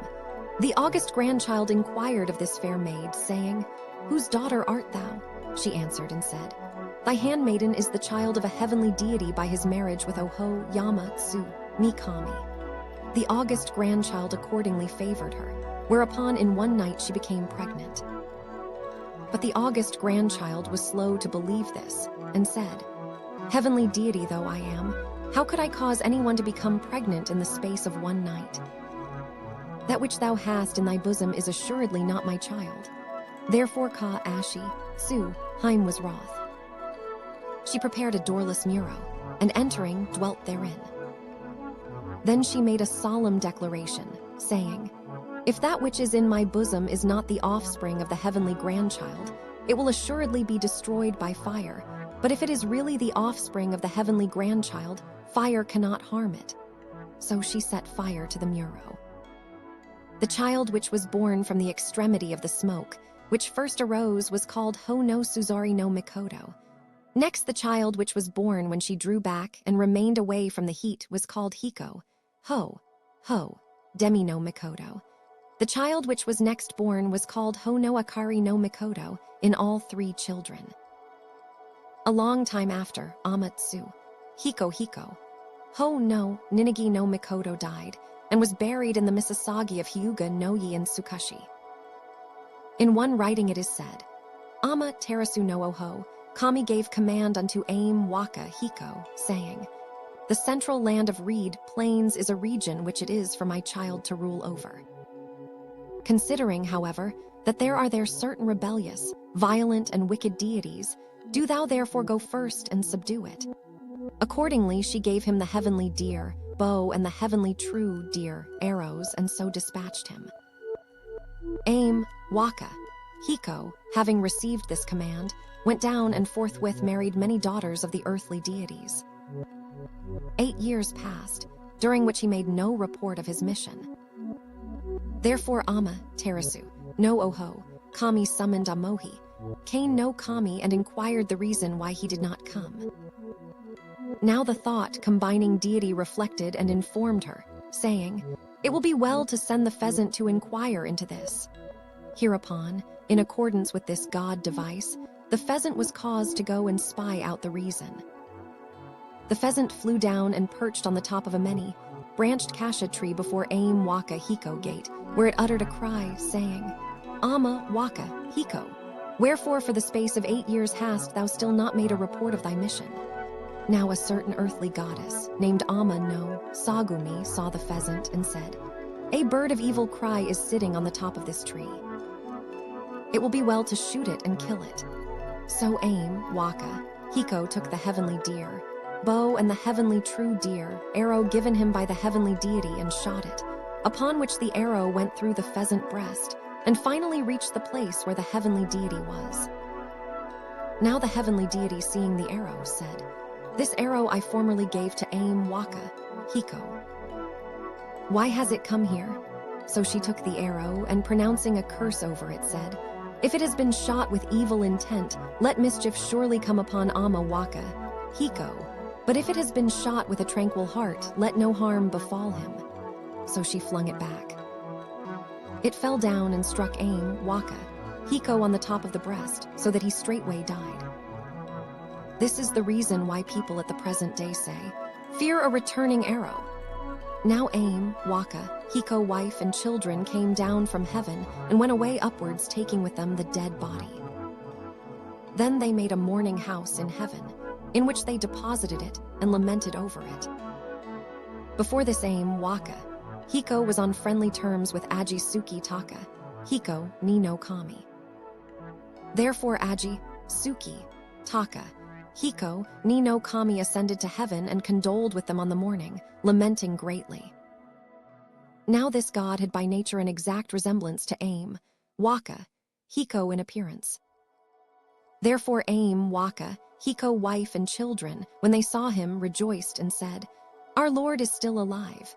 And they clung to his robe and to his girdle and could not be thrust away. Now Aji, Suki, Taka, Hiko ni no Kami became angry and said, "My friend is dead, therefore have I come to make condolence. Why then should I be mistaken for a dead man?"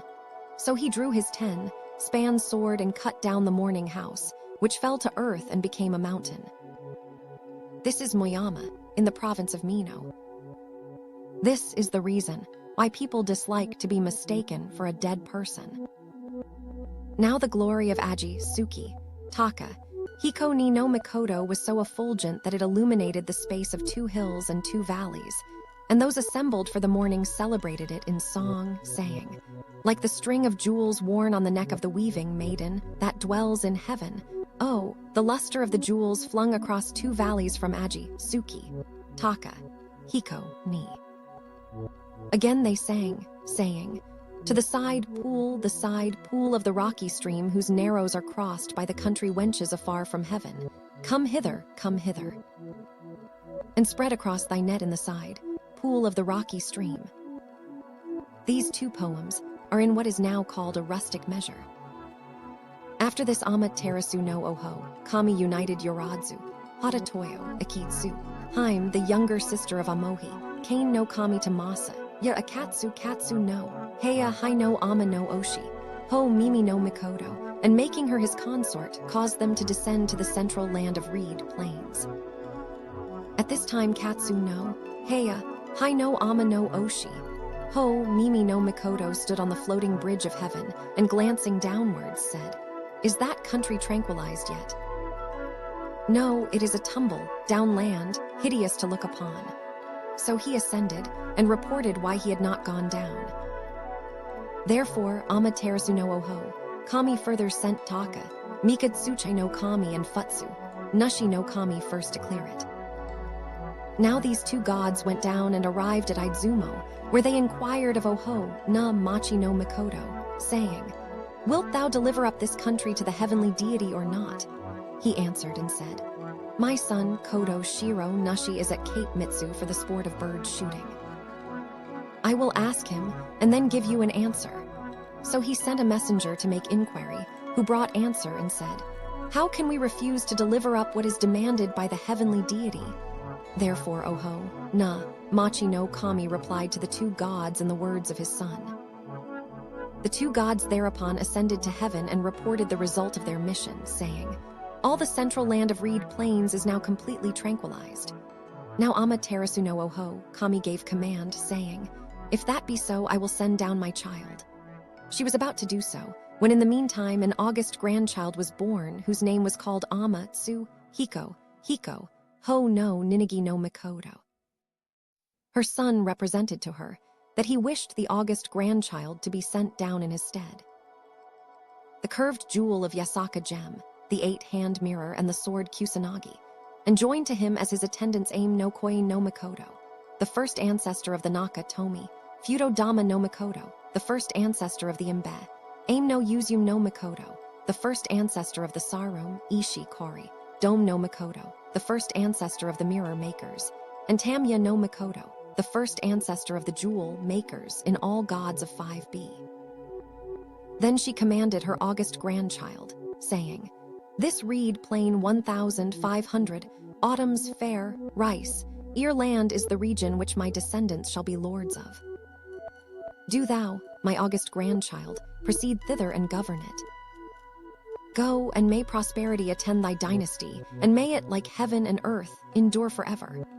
When he was about to descend, one, who had been sent in advance to clear the way, returned and said, "There is one God who dwells at the 8 cross roads of heaven, the length of whose nose is 7 hands, the length of whose back is more than 7 fathoms. Moreover, a light shines from his mouth and from his posteriors. His eye balls are like an 8-hand mirror and have a ruddy glow like the Aka, Kagachi." Thereupon, he sent one of his attendant deities to go and make inquiry. Now among all the 80 myriads of deities, there was not one who could confront him and make inquiry. Therefore he specially commanded Aim no Uzum, saying, "Thou art superior to others in the power of thy looks. Thou hadst better go and question him." So Aim no Uzum forthwith bared her breasts, and pushing down the band of her garment below her navel, confronted him with a mocking laugh. Then the god of the cross ways asked her, saying, "Aim no Uzum, what meanest thou by this behavior?" She answered and said, "I venture to ask who art thou that dost thus remain in the road by which the child of Amaterasu no Oho, Kami, is to make his progress?"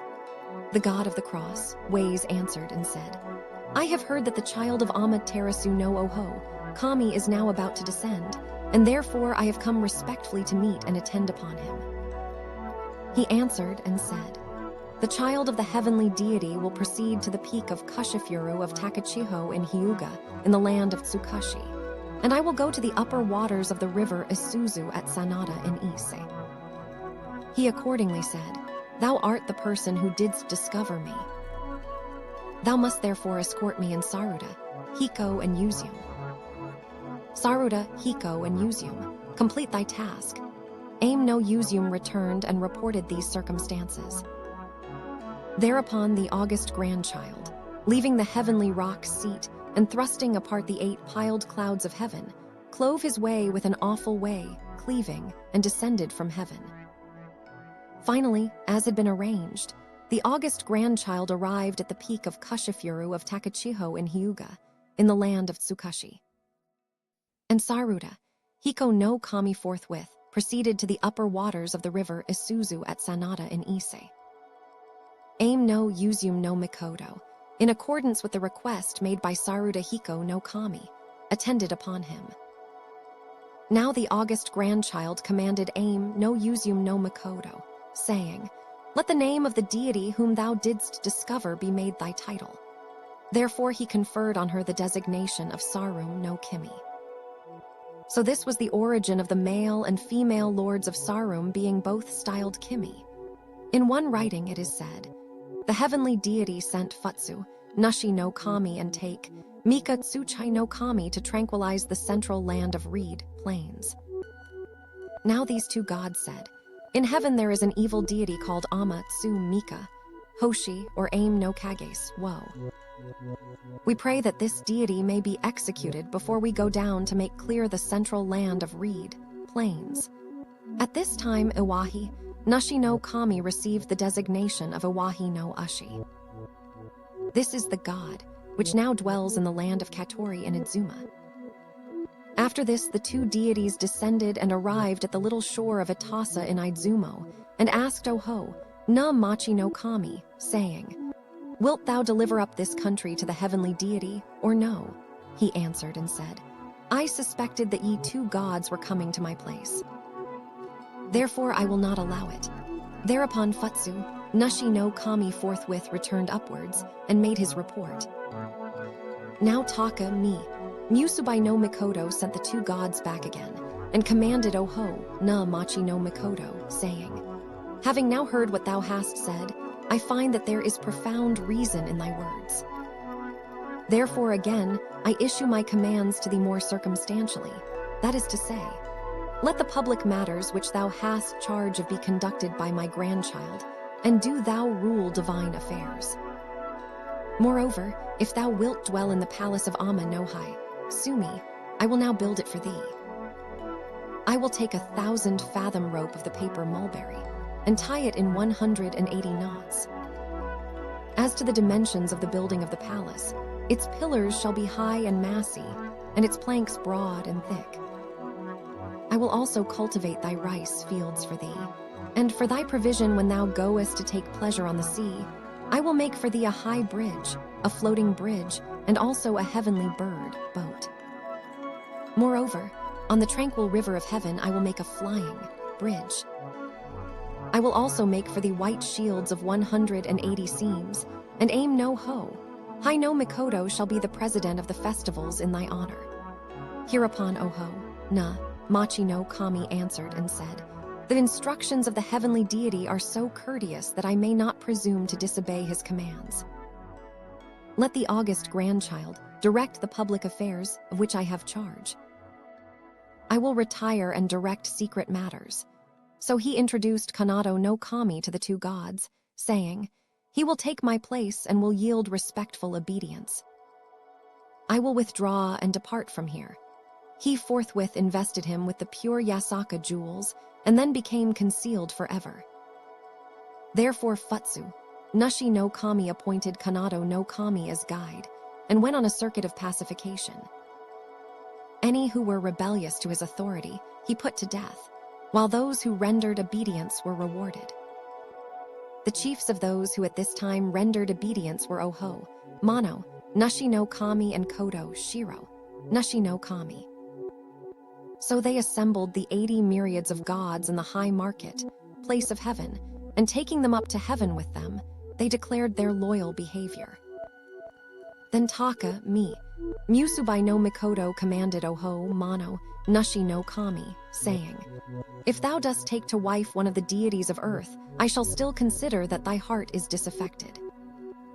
I will therefore now give thee my daughter Suheim to be thy wife. Take with thee the 80 myriads of deities to be the guards of my august grandchild to all ages. So she sent him down again. Thereupon Taoki, Ohai no Kami, ancestor of the Imbe of the land of Ki, was appointed hatter, Hiko. Sachi no Kami was made shield maker, Mahitatsu no Kami was made metal worker, Aim no Hai. Washi no Kami was appointed tree, fiber maker, and Kushi. Akaru Dama no Kami jewel maker.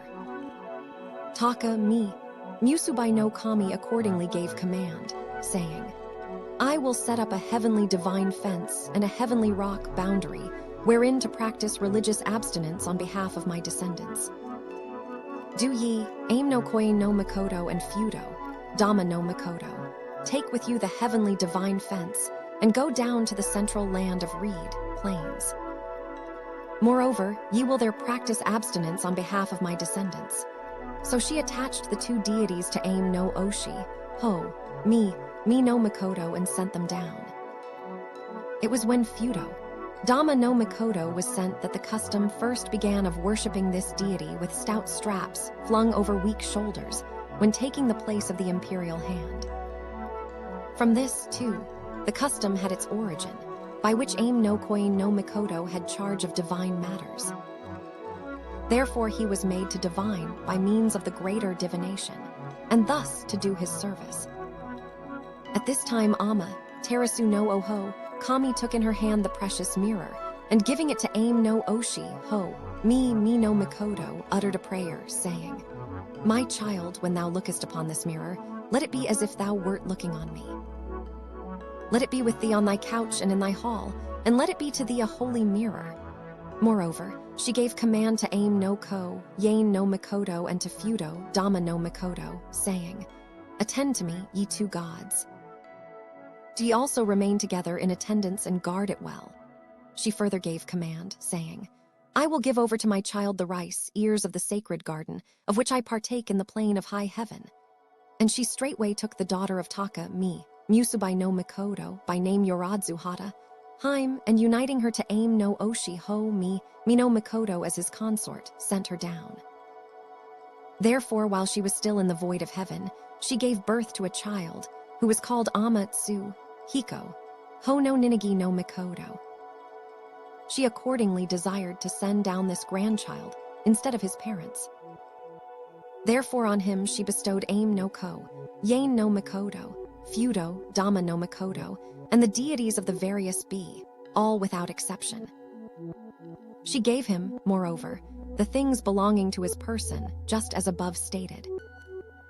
After this, Aim no Oshi, Ho, Mi no Mikoto went back again to heaven. Therefore Ama, Su, Hiko, Ho no Ninigi no Mikoto descended to the peak of Takachiho of Kushibai in Hyuga. Then he passed through the land of Munasohi, in Sajishi, by way of the hill of Hitawo, in search of a country, and stood on a level part of the floating sand bank. Thereupon he called to him Kodo, Katsu, Kuni, Katsu Nagasa, the lord of that country, and made inquiry of him. He answered and said, "There is a country here. I will in any case obey thy commands." Accordingly, the august grandchild erected a palace, hall, and rested here. Walking afterwards by the seashore, he saw a beautiful woman. The august grandchild inquired of her, saying, "Whose child art thou?" She answered and said, "Thy handmaiden is the child of Oho Yamatsu Mi no Kami. My name is Kami, Ataka Ashi, Tsu, Haim, and I am also called Ko no Hana Sakuya Haim." Then she said, "I have also an elder sister named Iha Naga Haim." The august grandchild said, "I wish to make thee my wife." "How will this be?" She answered and said, "I have a father, Oho Yamatsu Mi no Kami, I pray thee ask him." The august grandchild accordingly spake to Oho Yama Su Mi no Kami, saying, "I have seen thy daughter and wish to make her my wife." Hereupon Oho Yamatsu Mi no Kami sent his 2 daughters with 100 tables of food and drink to offer them respectfully.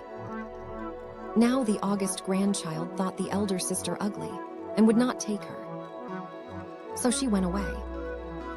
But the younger sister was a noted beauty. So he took her with him and favored her, and in one night she became pregnant. Therefore Iha Naga Haim was greatly ashamed and cursed him, saying, "If the august grandchild had taken me and not rejected me, the children born to him would have been long-lived and would have endured forever like the massy rocks. But seeing that he has not done so, but has married my younger sister only, the children born to him will surely be decadent like the flowers of the trees." One version is, Iha Naga Haim, in her shame and resentment, spat and wept. She said, "The race of visible mankind shall change swiftly like the flowers of the trees, and shall decay and pass away. This is the reason why the life of man is so short." After this, Kami, Ataka, Ashi, Su, Haim saw the august grandchild and said, "Thy handmaiden has conceived a child by the august grandchild. It is not meet that it should be born privately." The august grandchild said, "Child of the heavenly deity though I am, how could I in one night cause anyone to be with child? Now it cannot be my child." Kono Hana Saku Ya Haim was exceedingly ashamed and angry. She straightway made a doorless muro, and thereupon made a vow, saying, "If the child which I have conceived is the child of another deity, may it surely be unfortunate. But if it is truly the offspring of the heavenly grandchild, may it surely be alive and unhurt." So she entered the muro and burnt it with fire. At this time, when the flames first broke out, a child was born who was named Ho no Suzari no Mikoto. Next, when the flame reached its height, a child was born who was named Ho no Akari no Mikoto. The next child which was born was called Hiko, Ho Demi no Mikoto, and also Ho no Wari no Mikoto. In one writing it is said, "When the flames first became bright, a child was born named Ho no Akari no Mikoto. Next, when the blaze was at its height, a child was born named Ho no Suzumi no Mikoto, also called Ho no Suzuri no Mikoto. Next, when she recoiled from the blaze, a child was born named Ho no Ori, Hiko, Ho Demi no Mikoto, 3 children in all. The fire failed to harm them, and the mother, too, was not injured in the least.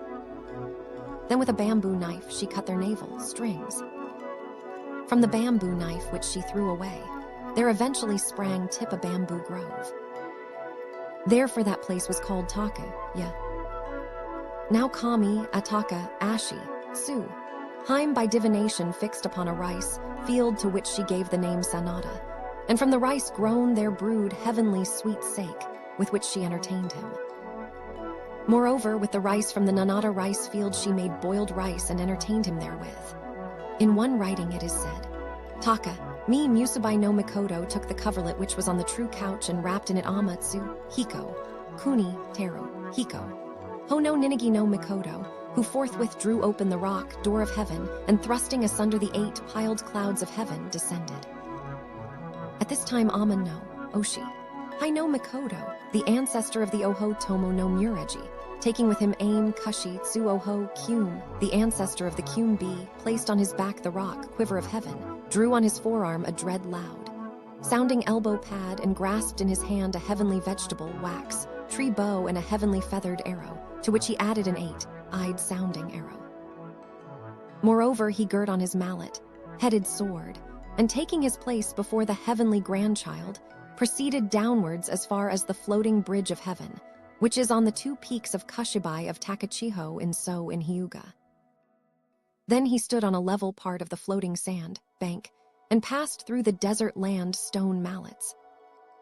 Stone mallets, of Sajishi by way of Hitawo in search of a country, until he came to Cape Kasasa in Ada no Nagya.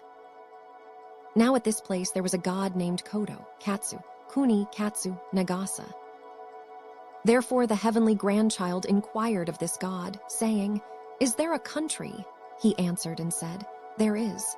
Accordingly he said, I will yield it up to thee in obedience to thy commands.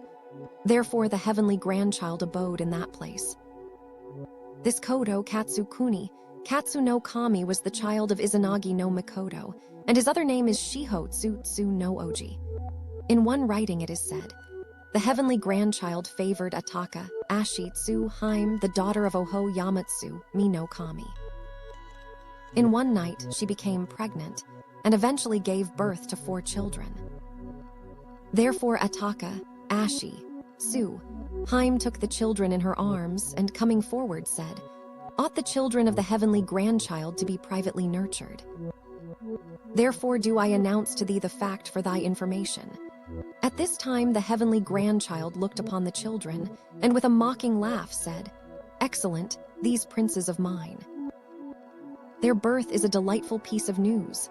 Therefore Ataka, Ashi, Tsu, Haim was wroth and said, Why dost thou mock thy handmaiden? The heavenly grandchild said, There is surely some doubt of this, and therefore did I mock. How is it possible for me, heavenly god though I am, in the space of one night to cause anyone to become pregnant? Truly they are not my children.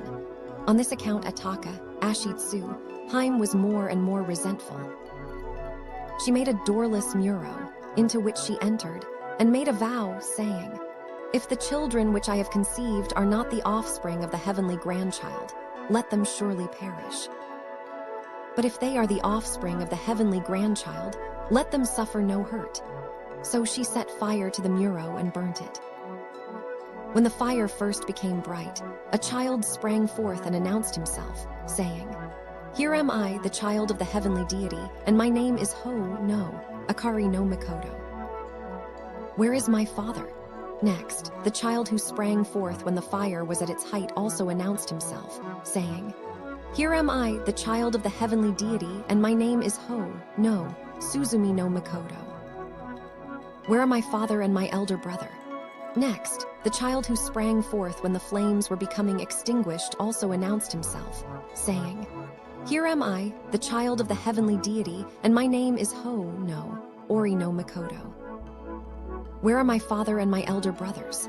Next, when she recoiled from the heat, a child sprang forth and also announced himself, saying, Here am I, the child of the heavenly deity, and my name is Hiko, Ho Demi no Mikoto. Where are my father and my elder brothers? After that, their mother, Ataka, Ashi, Tsu, Haim, came forth from amidst the embers, and approaching, told him, saying, The children which thy handmaiden has brought forth, and thy handmaiden herself, have of our own accord undergone the danger of fire, and yet have suffered not the smallest hurt. Will the heavenly grandchild not look on them?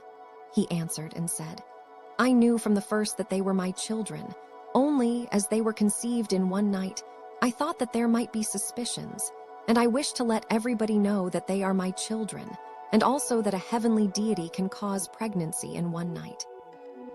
Moreover, I wish to make it evident that thou dost possess a wonderful and extraordinary dignity, and also that our children have surpassing spirit. Therefore it was that on a former day I used words of mockery. In one writing it is said, Aim no Oshi, Ho ni no Mikoto took to wife Taku hata Chiche, Haim Yoradzu hata Haim no Mikoto, daughter of Taka mi Musubai no Mikoto. Another version says, Hinodo hata Haim ko Chiche, Haim no Mikoto, daughter of Taka mi Musubai no Mikoto. She bore to him a child named Ama no, Ho no Akari no Mikoto. Next she bore Amatsu Hiko ni, Ho no Ninigi ni no Mikoto. The child of Ama, no, Ho no, Akari no Mikoto was called Kiyama no Mikoto. He is the ancestor of the Ohari no Mureji. When Taka mi, Musubai no Mikoto was sending down the heavenly grandchild Ho, no, Ninigi no Mikoto to the central land of reed plains, she commanded the 80 myriads of gods, saying, In the central land of reed plains, the rocks, trees, stems, and herbage have still the power of speech. At night, they make a clamor like that of flames of fire. In the daytime, they swarm up like the flies in the 5th month, etc., etc.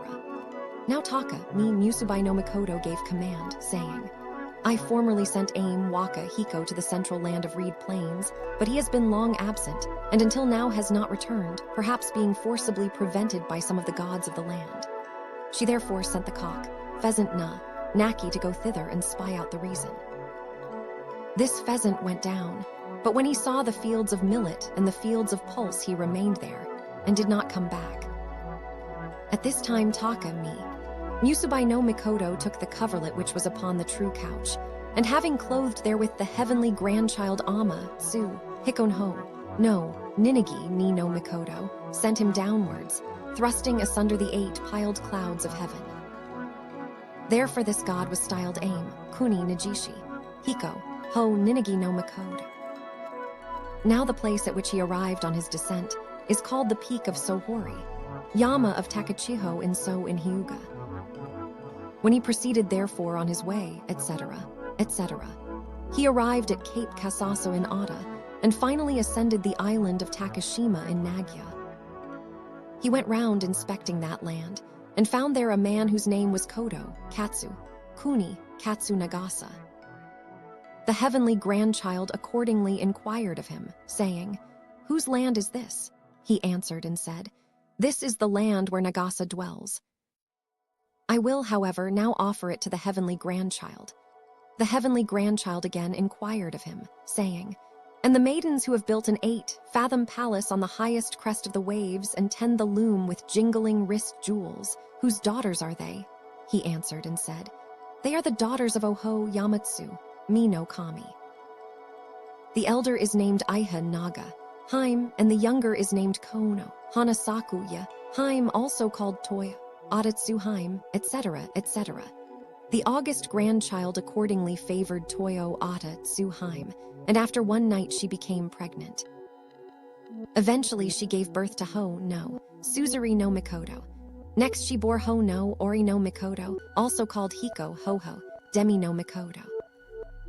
Proof having been given by the mother vow, it was known exactly that they were truly the offspring of the heavenly grandchild. Toyo, Ata, Tsuhaim, however, was incensed at the heavenly grandchild and would not speak to him. The heavenly grandchild, grieved at this, made a song, saying, The sea, weed of the offing, though it may reach the shore, the true couch is, alas, impossible. Ah, ye dotterels of the beach. In one writing it is said, The daughter of Taka, mi, Musubai no Mikoto ama Yoradzu Taku hata kai hata Haim. One version is, Yoradzu hata Haimko dama Yori, Haim no Mikoto was the child of Taka, mi Musubai no Mikoto. This goddess became the consort of Aim no Oshi, Ho no Mikoto, and bore to him a child named Ama no Kai, Ho Ho, Oki, Si no Mikoto. One version is, Katsu no Heya, Hai no Mikoto child was Ama no Oho, Mimi no Mikoto. In one writing it is said, Masa, ya akatsu katsu no, Heya hai Ama no Oshi, Ho Mimi no Mikoto took to wife Ama no Yaradzu Taka, Hada Kai, Hada Haim, daughter of Taka, Mi Musubai no Mikoto, and by her as consort had a child named Amaterasu Kuni Teruhiko, Ho no Akari no Mikoto. He is the ancestor of the Ohari no Mureji. The next child was Ama no Nijishi, Kuni no Nijishi Amatsu, Hiko, Ho no Ninigi no Mikoto. This god took to wife Kono Hanasaku, Haim no Mikoto, daughter of Oho Yamatsumi no Kami, and by her as consort had first a child named Ho no Suzori no Mikoto, and next Hiko Ho Demi no Mikoto. The elder brother Ho no Suzori no Mikoto had by nature a sea gift. The younger brother Hiko Ho Demi no Mikoto had by nature a mountain gift. In the beginning, the two brothers, the elder and the younger, conversed together, saying, "Let us for a trial exchange gifts." They eventually exchanged them, but neither of them gained aught by doing so. The elder brother repented his bargain and returned to the younger brother his bow and arrows, asking for his fish, hook, to be given back to him. But the younger brother had already lost the elder brother fish, hook, and there was no means of finding it. He accordingly made another new hook, which he offered to his elder brother. But his elder brother refused to accept it and demanded the old hook. The younger brother, grieved at this, forthwith took his cross, sword, and forged from it new fish, hooks, which he heaped up in a winnowing tray and offered to his brother. But his elder brother was wroth and said, "These are not my old fish, hook. Though they are many, I will not take them." And he continued repeatedly to demand it vehemently. Therefore Hiko, Ho Demi no Mikoto grief was exceedingly profound, and he went and made moan by the shore of the sea. There he met Shihotsutsu no Oji. The old man inquired of him, saying, "Why dost thou grieve here?" He answered and told him the matter from first to last. The old man said, "Grieve no more. I will arrange this matter for thee." So he made a basket without interstices, and placing in it Ho Demi no Mikoto, sank it in the sea. Forthwith he found himself at a pleasant strand, where he abandoned the basket, and proceeding on his way, suddenly arrived at the palace of the sea god. This palace was provided with battlements and turrets, and had stately towers. Before the gate there was a well, and over the well there grew a many-branched cassia tree, with wide, spreading boughs and leaves. Now Hiko, Ho Demi no Mikoto went up to the foot of this tree and loitered about. After some time, a beautiful woman appeared, and pushing open the door, came forth. She at length took a jewel, vessel, and approached. She was about to draw water, when, raising her eyes, she saw him, and was alarmed. Returning within, she spoke to her father and mother, saying, "There is a rare stranger at the foot of the tree before the gate." The god of the sea thereupon prepared an 8-fold cushion and led him in. When they had taken their seats, he inquired of him the object of his coming. Then Hiko, Ho Demi no Mikoto explained to him in reply all the circumstances. The sea god accordingly assembled the fishes, both great and small, and required of them an answer. They all said, "We know not. Only the red woman has had a sore mouth for some time past and has not come." She was therefore peremptorily summoned to appear, and on her mouth being examined, the lost hook was actually found. After this, Hiko, Ho Demi no Mikoto took to wife the sea god-daughter, Toyo Tama Haim, and dwelt in the sea palace. For 3 years he enjoyed peace and pleasure, but still had a longing for his own country, and therefore sighed deeply from time to time. Toyo Tama Haim heard this and told her father, saying, "The heavenly grandchild often sighs as if in grief." He further presented to him the jewel of the flowing tide and the jewel of the ebbing tide, and instructed him, saying, "If thou dost dip the tide, flowing jewel, the tide will suddenly flow, and therewithal thou shalt drown thine elder brother. But in case thy elder brother should repent and beg forgiveness, if, on the contrary, thou dip the tide, ebbing jewel, the tide will spontaneously ebb, and therewithal thou shalt save him." If thou harass him in this way, thy elder brother will of his own accord render submission. When the heavenly grandchild was about to set out on his return journey, Toyo, Tama, Haim addressed him, saying, Thy handmaiden is already pregnant, and the time of her delivery is not far off. On a day when the winds and waves are raging, I will surely come forth to the sea's shore, and I pray thee that thou wilt make for me a parturition house, and await me there. When Hiko, Ho-Ho Demi no Mikoto returned to his palace, he complied implicitly with the instructions of the sea god and the elder brother Ho-No. Suzori no Mikoto, finding himself in the utmost straits, of his own accord admitted his offense, and said, Henceforward I will be thy subject to perform mimic dances for thee. I beseech thee mercifully to spare my life. Thereupon he at length yielded his petition, and spared him. This Ho-No, Suzori no Mikoto was the first ancestor of the Kimi of Wobashi and Ada. After this Toyo, Tama, Haim fulfilled her promise, and bringing with her her younger sister, Tama, Yori, Haim bravely confronted the winds and waves and came to the sea shore. When the time of her delivery was at hand, she besought Hiko, Ho-Ho Demi no Mikoto, saying, When thy handmaiden is in travail, I pray thee do not look upon her. However, the heavenly grandchild could not restrain himself, but went secretly and peeped in. Now Toyo, Tama, Haim was just in childbirth and had changed into a dragon. She was greatly ashamed and said, Hadst thou not disgraced me, I would have made the sea and land communicate with each other, and forever the sea king and his daughter, prevented them from being sundered. But now that thou hast disgraced me, wherewithal shall friendly feelings be knit together? So she wrapped the infant in rushes and abandoned it on the sea shore. Then she barred the sea path and passed away. Accordingly, the child was called Hiko Nagisatake, Yugaya Fuki, Ahezu no Mikoto.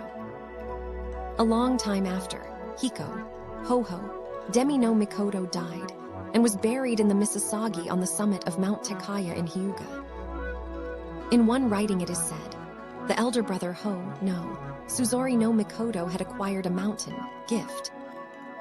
Now the elder and younger brothers wished to exchange gifts, and therefore the elder brother took the bow which was of the gift of the younger brother, and went to the mountain in quest of wild animals.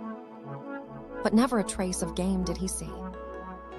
The younger brother took the fish, hook of his elder brother gift, and with it went a-fishing on the sea, but caught none at all, and finally lost his fish, hook.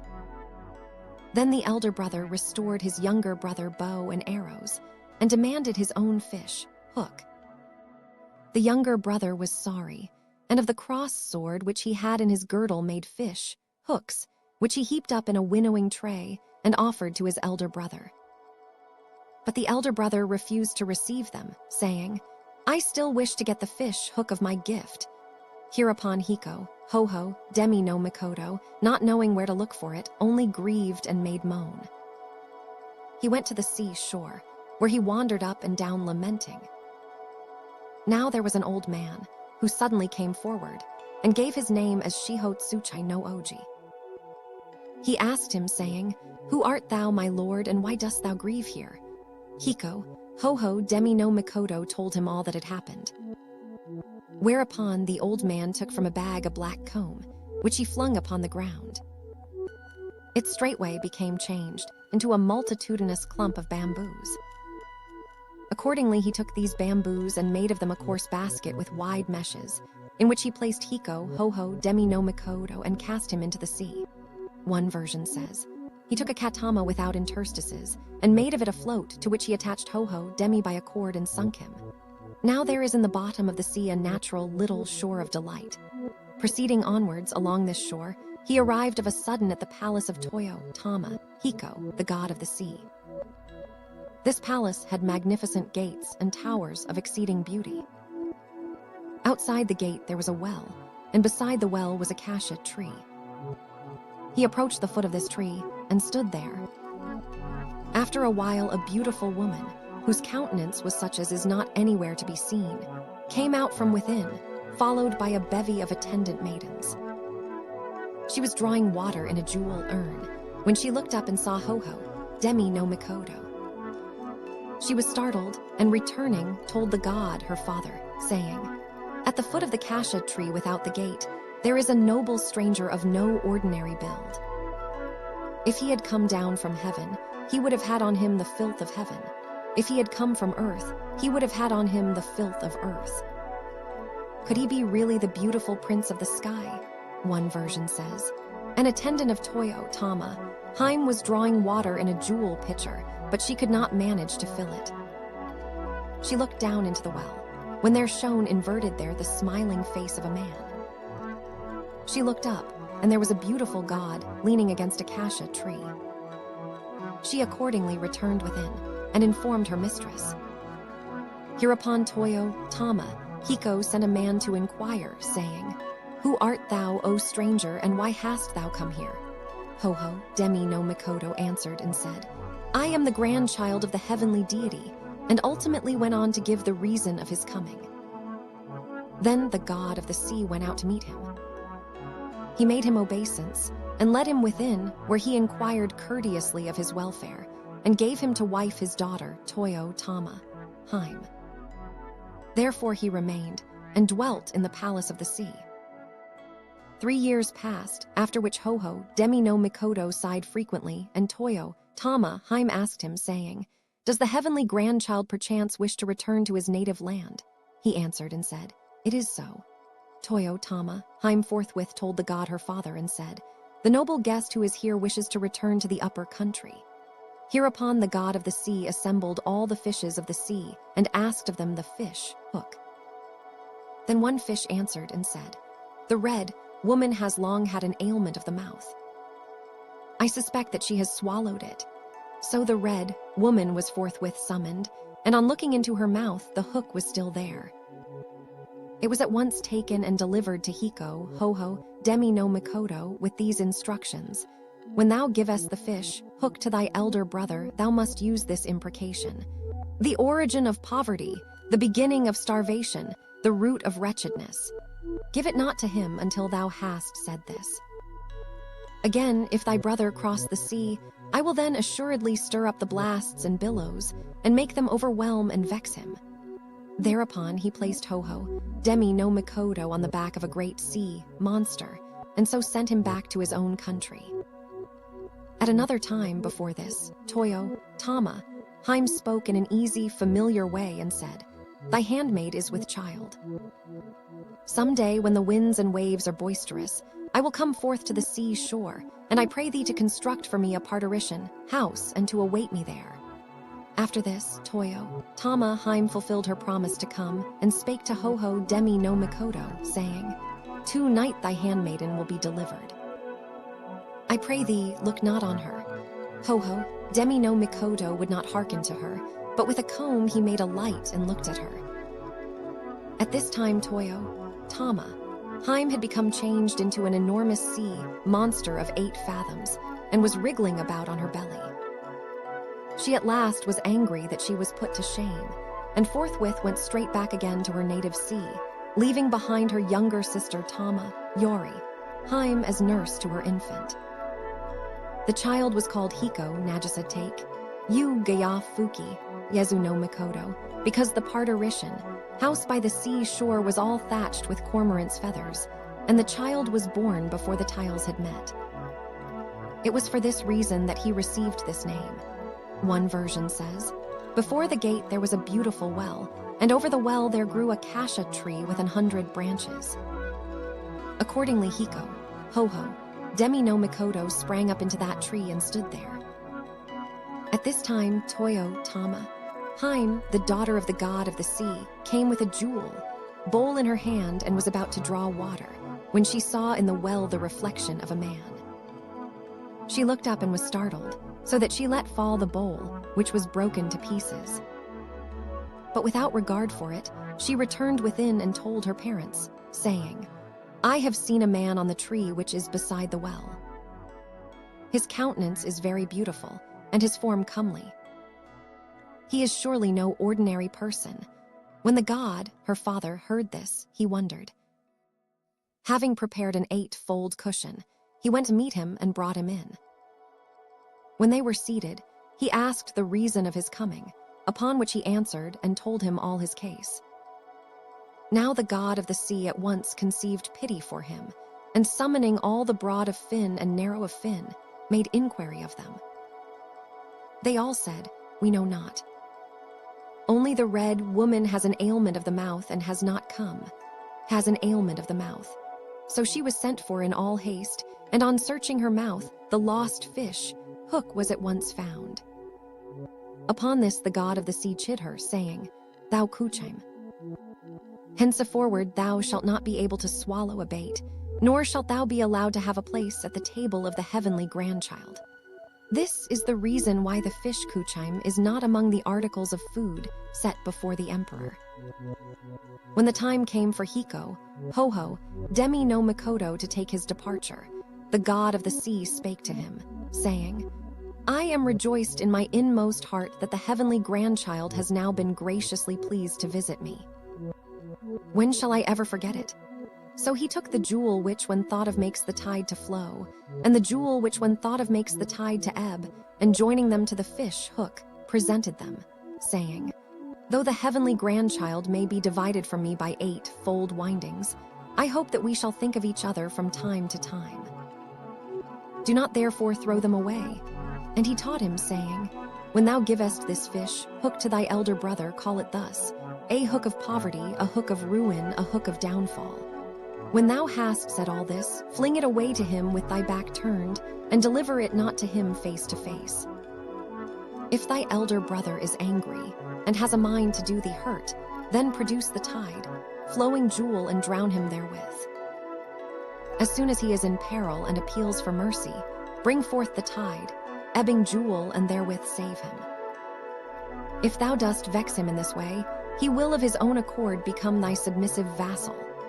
Now Hiko, Hoho, Demi no Mikoto, having received the jewels and the fish hook, came back to his original palace and followed implicitly the teaching of the sea god. First of all, he offered his elder brother the fish hook. His elder brother was angry and would not receive it. Accordingly, the younger brother produced the tide, flowing jewel, upon which the tide rose with a mighty overflow, and the elder brother was drowning. Therefore he besought his younger brother, saying, "I will serve thee as thy slave. I beseech thee, spare my life." The younger brother then produced the tide, ebbing jewel, whereupon the tide ebbed of its own accord, and the elder brother was restored to tranquility. After this, the elder brother changed his former words and said, "I am thy elder brother. How can an elder brother serve a younger brother?" Then the younger brother produced the tide, flowing jewel, which his elder brother, seeing, fled up to a high mountain. Thereupon the tide also submerged the mountain. The elder brother climbed a lofty tree, and thereupon the tide also submerged the tree. The elder brother was now at an extremity, and had nowhere to flee to. So he acknowledged his offense, saying, "I have been in fault. In future, my descendants for 80 generations shall serve thee as thy mimes in ordinary. I pray thee, have pity on me." Then the younger brother produced the tide, ebbing jewel, whereupon the tide ceased of its own accord. Hereupon the elder brother saw that the younger brother was possessed of marvelous powers, and at length submitted to serve him. In one writing it is said, "The elder brother, Hono Suzori no Mikoto, was endowed with a sea gift, and was therefore called Yumi no Sachai Hiko. The younger brother, Hiko, Hoho, Demi no Mikoto, was endowed with a mountain gift, and was therefore called Yama no Sachai Hiko. Whenever the wind blew and the rain fell, the elder brother lost his gain, but in spite of wind and rain, the younger brother gain did not fail him. Now the elder brother spoke to the younger brother, saying, "I wish to make trial of an exchange of gifts with thee." The younger brother consented, and the exchange was accordingly made. Thereupon the elder brother took the younger brother bow and arrows, and went a-hunting to the mountain. The younger brother took the elder brother fish, hook, and went on the sea a-fishing. But neither of them got anything, and they came back empty-handed. The elder brother accordingly restored to the younger brother his bow and arrows, and demanded back his own fish, Hook. Now the younger brother had lost the fish, Hook, in the sea, and he knew not how to find it. Therefore he made other new fish, Hooks, several thousands in number, which he offered to his elder brother. Then the younger brother went to the sea, shore, and wandered about, grieving and making moan. Now there was there a river wild, goose which had become entangled in a snare, and was in distress. He took pity on it, and loosing it, let it go. Shortly after there appeared Shihotsusu no Oji. He came and made a skiff of basket, work without interstices, in which he placed Ho-Ho, Demi no Mikoto, and pushed it off into the sea, when it sank down of its own accord, till of a sudden there appeared the pleasant road. So he went on along this road, which in due course led him to the palace of the sea, God. Then the sea, God came out himself to meet him, and invited him to enter. He spread 8 layers of sea, asses' skins, on which he made him to sit, and with a banquet of tables of 100, which was already prepared, he fulfilled the rites of hospitality. Then he inquired of him in an easy manner, wherefore has the grandchild of the heavenly deity been graciously pleased to come hither? Hiko, Ho-Ho, Demi no Mikoto related to him all that had happened from first to last. So he remained there, and the sea, God gave him his daughter Toyo Tama, Haim to wife. At length, when 3 years had passed in close and warm affection, the time came for him to depart. So the sea, God sent for the Tahai, and on searching her mouth found there the fish, Hook. Thereupon he presented the fish, Hook, to Hiko, Ho-Ho, Demi no Mikoto, and instructed him thus: When thou givest this to thy elder brother, thou must recite the following: a big hook, an eager hook, a poor hook, a silly hook. After saying all this, fling it to him with a back-handed motion. Then he summoned together the sea monsters and inquired of them, saying, The grandchild of the heavenly deity is now about to take his departure homewards. In how many days will you accomplish this service? Then all the sea monsters fixed each a number of days according to his own length. Those of them which were 1 fathom long of their own accord said, In the space of 1 day we will accomplish it. The 1 fathom sea monsters were accordingly sent with him as his escort. Then he gave him 2 precious objects, the tide, flowing jewel, and the tide, ebbing jewel, and taught him how to use them. He further instructed him, saying, If thy elder brother should make high fields, do thou make puddle fields. If thy elder brother make puddle fields, do thou make high fields. In this manner did the sea, God in all sincerity lend him his aid. Now Hiko, Ho-Ho, Demi no Mikoto, when he returned home, followed implicitly the God instructions and acted accordingly. When the younger brother produced the tide, flowing jewel, the elder brother forthwith flung up his hands in the agony of drowning. But when, on the other hand, he produced the tide, ebbing jewel, he was relieved and recovered. After that Hai no Suzori no Mikoto pined away from day to day, and lamented, saying, I have become impoverished. So he yielded submission to his younger brother. Before this Toyo, Tama, Haim spake to the heavenly grandchild, saying, That which thy handmaid has conceived is the offspring of the heavenly grandchild. How could I give birth to it in the midst of the ocean? Therefore, when the time of my delivery comes, I will surely betake myself to my lord abode, and it is my prayer that thou shouldst build me a house by the sea's side and await me there.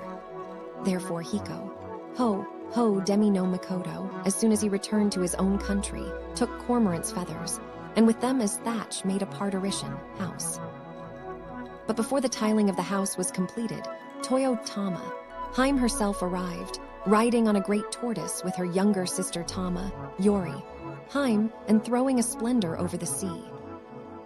Now the months of her pregnancy were already fulfilled, and the time of her delivery was urgent. On this account, she did not wait till the thatching of the house was completed, but went straight in and remained there. Then she spake quietly to the heavenly grandchild, saying, Thy handmaid is about to be delivered. I pray thee do not look on her. The heavenly grandchild wondered at these words, and peeped in secretly, when behold, she had become changed into a great sea monster of 8 fathoms. Now she was aware that the heavenly grandchild had looked in upon her privacy, and was deeply ashamed and resentful.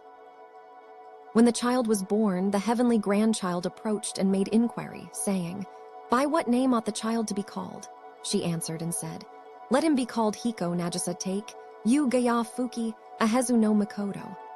Having said so, she took her departure straight across the sea.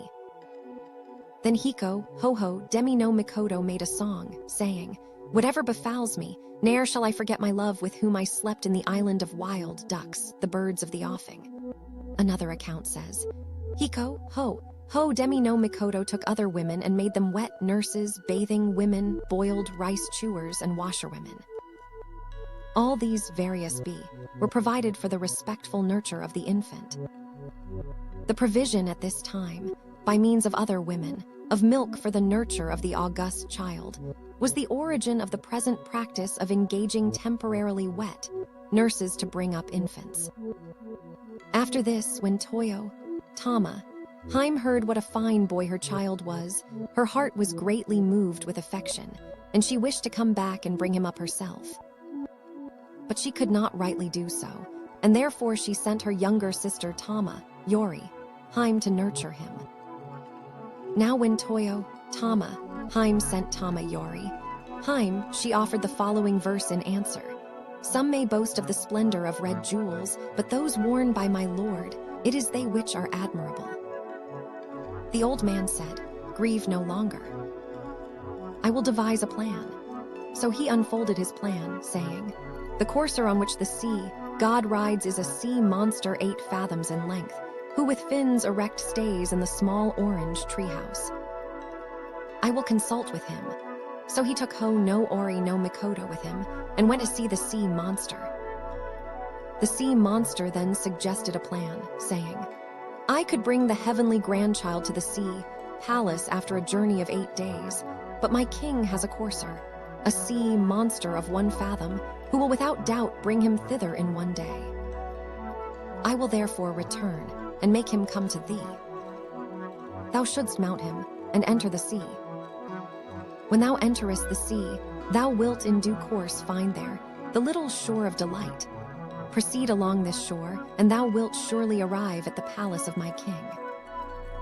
Over the well at the palace gate there is a multitudinous branching cassia tree. Do thou climb up onto this tree and stay there." Having so said, he entered into the sea and departed. Accordingly, the heavenly grandchild, in compliance with the sea monster words, remained there and waited for 8 days, when there did indeed appear to him a sea monster of 1 fathom. He mounted on it and entered the sea, where he followed in every particular the former sea monster advice. Now there appeared an attendant of Toyo, Tama, Haim, carrying a jewel vessel with which she was about to draw water from the well, when she espied in the bottom of the water the shadow of a man. She could not draw water, and looking up saw the heavenly grandchild. Thereupon she went in and informed the king, saying, "I had thought that my lord alone was supremely handsome, but now a stranger has appeared who far excels him in beauty." When the sea god heard this, he said, "I will try him and see." So he prepared a 3-fold dais. Thereupon, the heavenly grandchild wiped both his feet at the first step of the dais. At the middle one, he placed both his hands to the ground. At the inner one, he sat down at his ease upon the cushion covering the true couch. The sea god summoned the Akim and the Kuchaim and made inquiry of them. Then the Kuchaim drew a fish hook from her mouth and respectfully delivered it to him. The sea god then gave the fish hook to Hiko, Ho-Ho, Demi no Mikoto, and instructed him, saying, "When thy elder brother fish hook is returned to him, let the heavenly grandchild say, 'Let it be to all thy descendants of whatever degree of relationship a poor hook, a paltry poor hook.' When Thon hast thus spoken, spit thrice and give it to him. Moreover, when thy elder brother goes to Sia, fishing, let the heavenly grandchild stand on the seashore and do that which raises the wind. Now that which raises the wind is whistling. If thou doest so, I will forthwith stir up the wind of the offing and the wind of the shore, and will overwhelm and vex him with the scurrying waves. Hono Ori no Mikoto returned, and obeyed implicitly the instructions of the god. When a day came on which the elder brother went fishing, the younger brother stood on the shore of the sea and whistled. Then there arose a sudden tempest, and the elder brother was forthwith overwhelmed and harassed. Seeing no means of saving his life, he besought his younger brother from afar, saying, "Thou hast dwelt long in the ocean, plain, and must possess some excellent art. I pray thee teach it to me.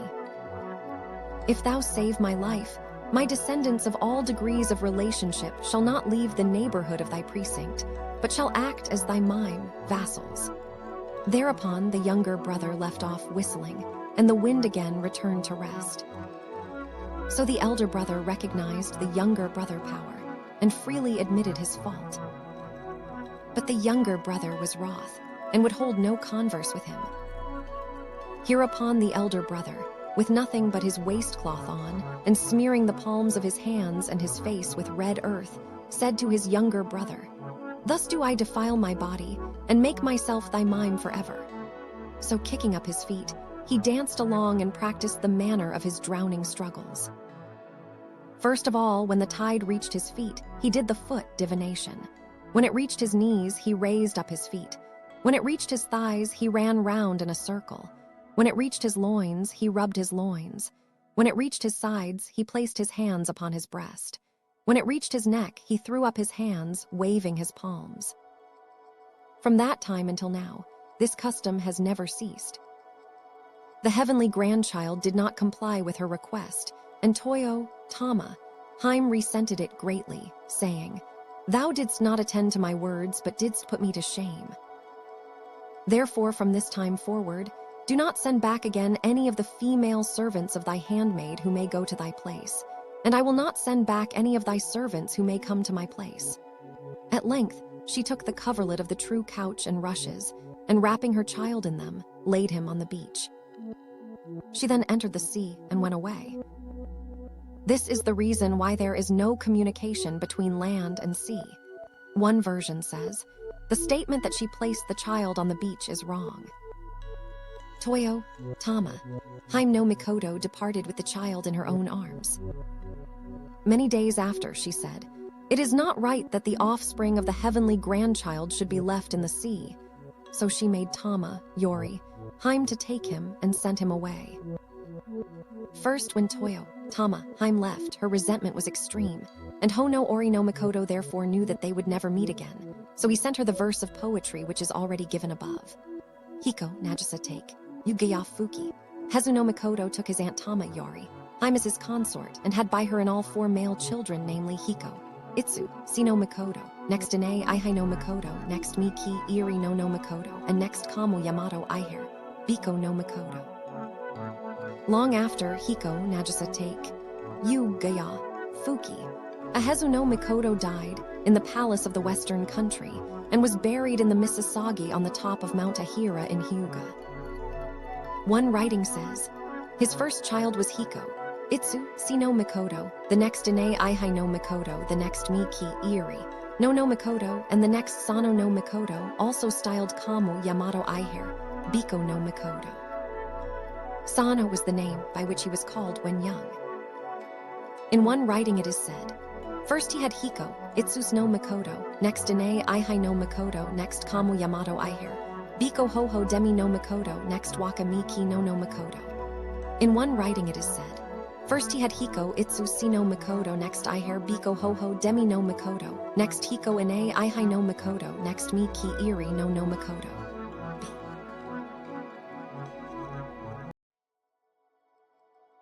Nihongi, The Chronicles of Japan, Chapter 3.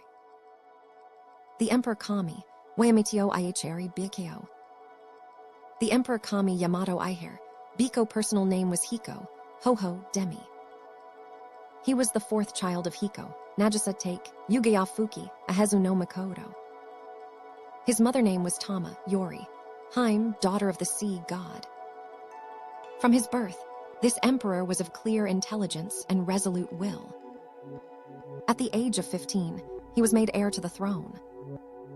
When he grew up, he married Ahira, Su Haim, of the district of Ada in the province of Hyuga, and made her his consort.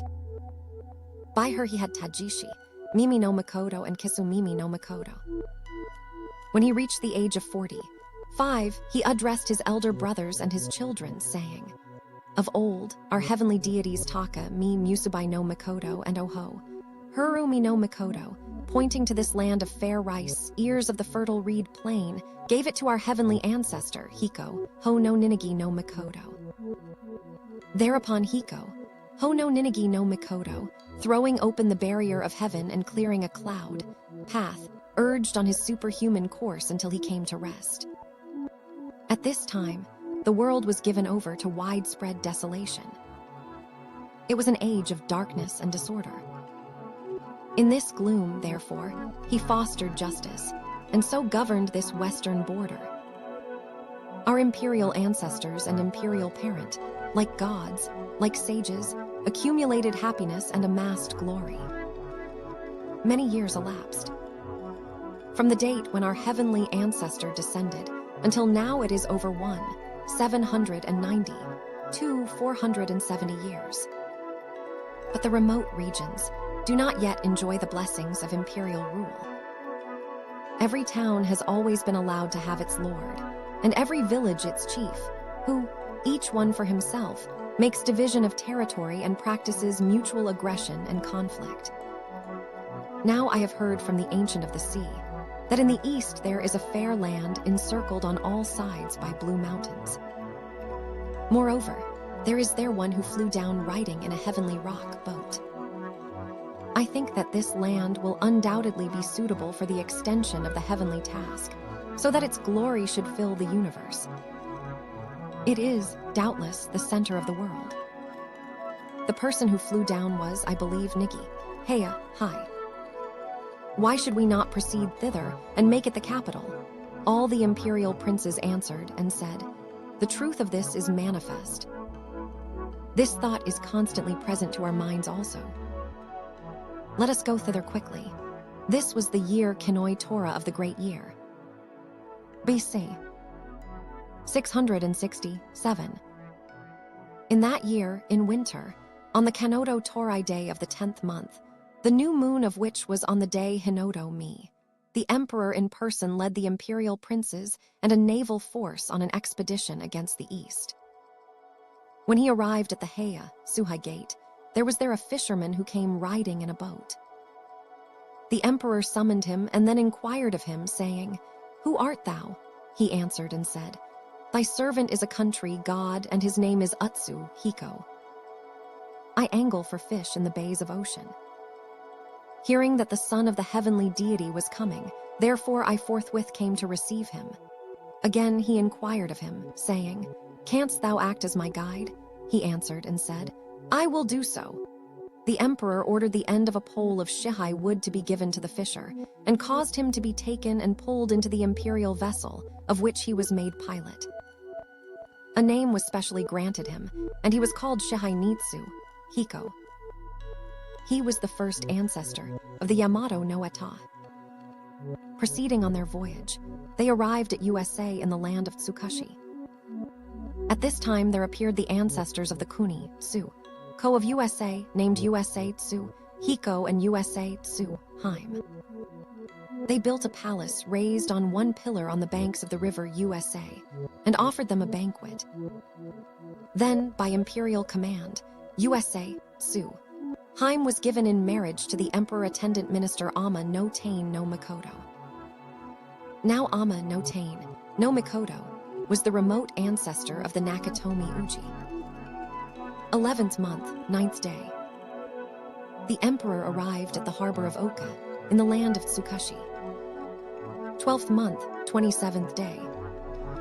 He arrived at the province of Eki, where he dwelt in the palace of Yi. BC 666. The year Kanoto Yu, spring, 3rd month, 6th day. Going onwards, he entered the land of Kibai and built a temporary palace in which he dwelt. It was called the Palace of Takashima. 3 years passed, during which time he set in order the helms of his ships and prepared a store of provisions. It was his desire, by a single effort, to subdue the empire.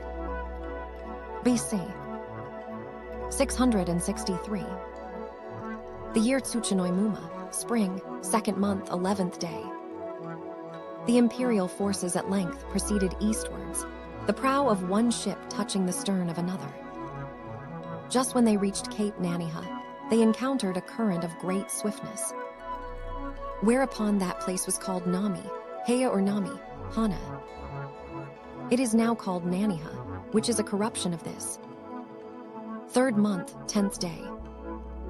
Proceeding upwards against the stream, they went straight on and arrived at the port of Awo, Kumo no Shira, date, in the township of Kusaka, in the province of Kafuchi. Summer, 4th month, 9th day. The imperial forces in martial array marched on to Tatsuda. The road was narrow and precipitous, and the men were unable to march abreast, so they returned and again endeavored to go eastward, crossing over Mount Ikoma. In this way, they entered the inner country.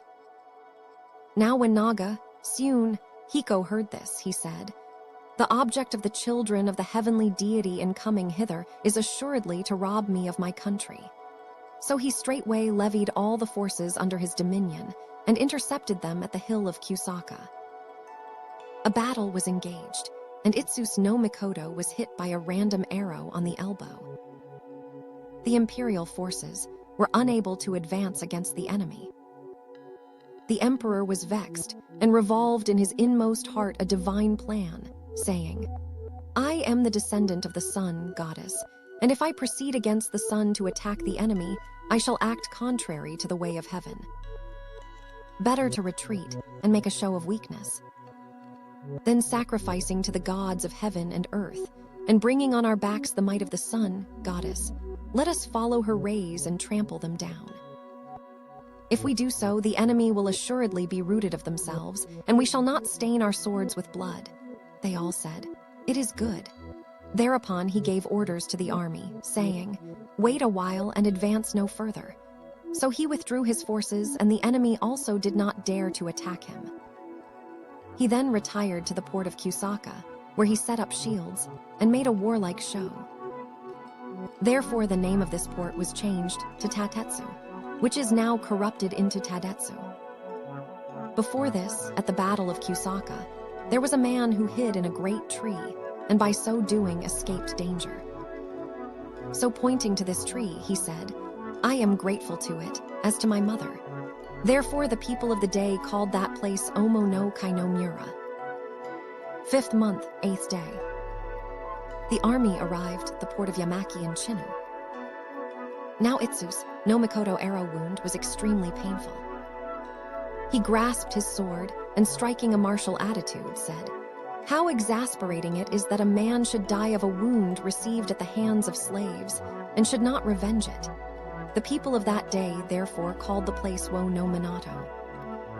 Proceeding onwards, they reached Mount Kama in the land of Kiv, where Itsus no Mikoto died in the army, and was therefore buried at Mount Kama. 6th month, 23rd day. The army arrived at the village of Nagusa, where they put to death the Toh of Nagusa. Finally, they crossed the moor of Sano, and arrived at the village of Kami in Kumano. Here he embarked in the rock boat of heaven, and leading his army, proceeded onwards by slow degrees. In the midst of the sea, they suddenly met with a violent wind, and the imperial vessel was tossed about. Then Ine, Ihai no Mikoto exclaimed and said, "Alas, my ancestors were heavenly deities, and my mother was a goddess of the sea. Why do they harass me by land, and why moreover do they harass me by sea?" When he had said this, he drew his sword and plunged into the sea, where he became changed into the god Sabai Machi. Mike Irino no Mikoto, also indignant at this, said, "My mother and my aunt are both sea goddesses. Why do they raise great billows to overwhelm us?" So treading upon the waves, he went to the eternal land. The emperor was now alone with the imperial prince Tajishi, Mimi no Mikoto. Leading his army forward, He arrived at Port Arazaka in Kumano, where he put to death the Toe of Nishiki. At this time, the gods belched up a poisonous vapor, from which everyone suffered. For this reason, the imperial army was again unable to exert itself. Then there was there a man by name Kumano no Takakureji, who unexpectedly had a dream in which Amaterasu no Oho, Kami spoke to take Mika Tsuchai no Kami, saying, "I still hear a sound of disturbance from the central land of reed plains. Do thou again go and chastise it." Take Mika Tsuchai no Kami answered and said, "Even if I go not, I can send down my sword, with which I subdued the land, upon which the country will of its own accord become peaceful." To this Amaterasu no Kami assented. Thereupon Take Mika Tsuchai no Kami addressed Takakureji, saying, "My sword, which is called Futsu no Mitama, I will now place in thy storehouse. Do thou take it and present it to the heavenly grandchild." Takakureji said yes, and thereupon awoke. The next morning, as instructed in his dream, he opened the storehouse, and on looking in, there was indeed there a sword which had fallen down, and was standing upside down on the plank floor of the storehouse. So he took it and offered it to the emperor. At this time, the emperor happened to be asleep. He awoke suddenly and said, "What a long time I have slept." On inquiry, he found that the troops who had been affected by the poison had all recovered their senses and were afoot.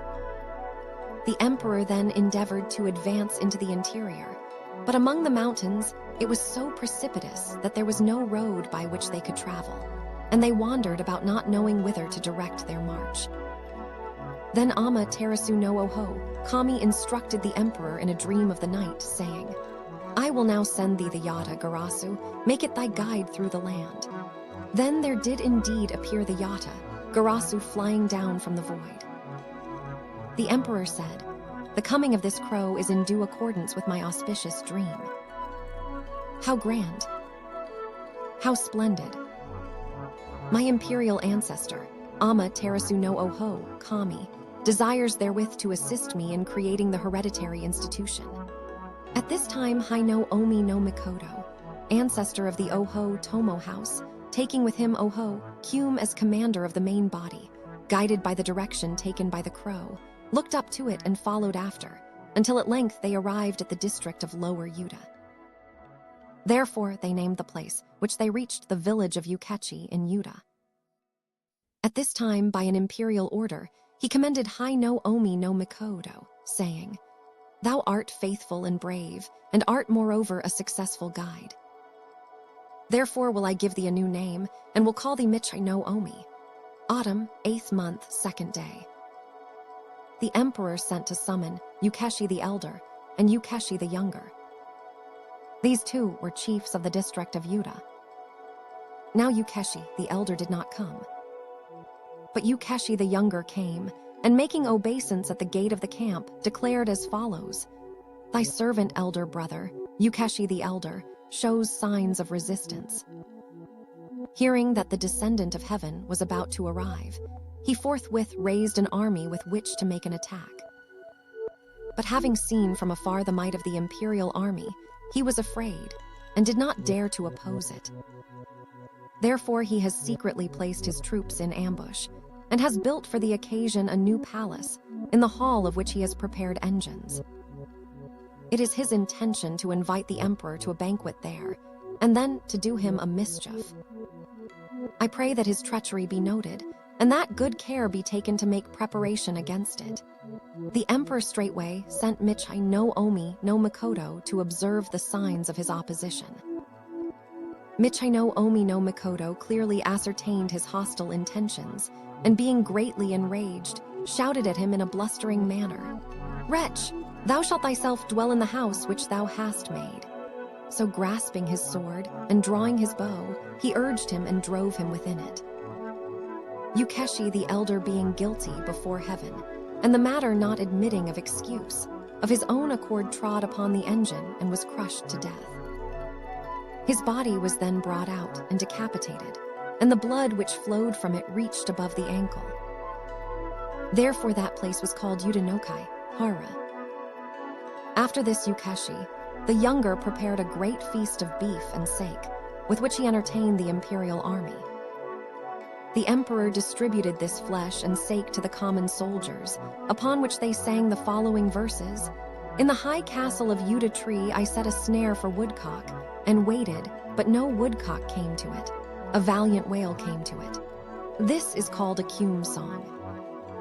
At the present time, when the Department of Music performs this song, there is still the measurement of great and small by the hand, as well as a distinction of coarse and fine in the notes of the voice. This is by a rule handed down from antiquity.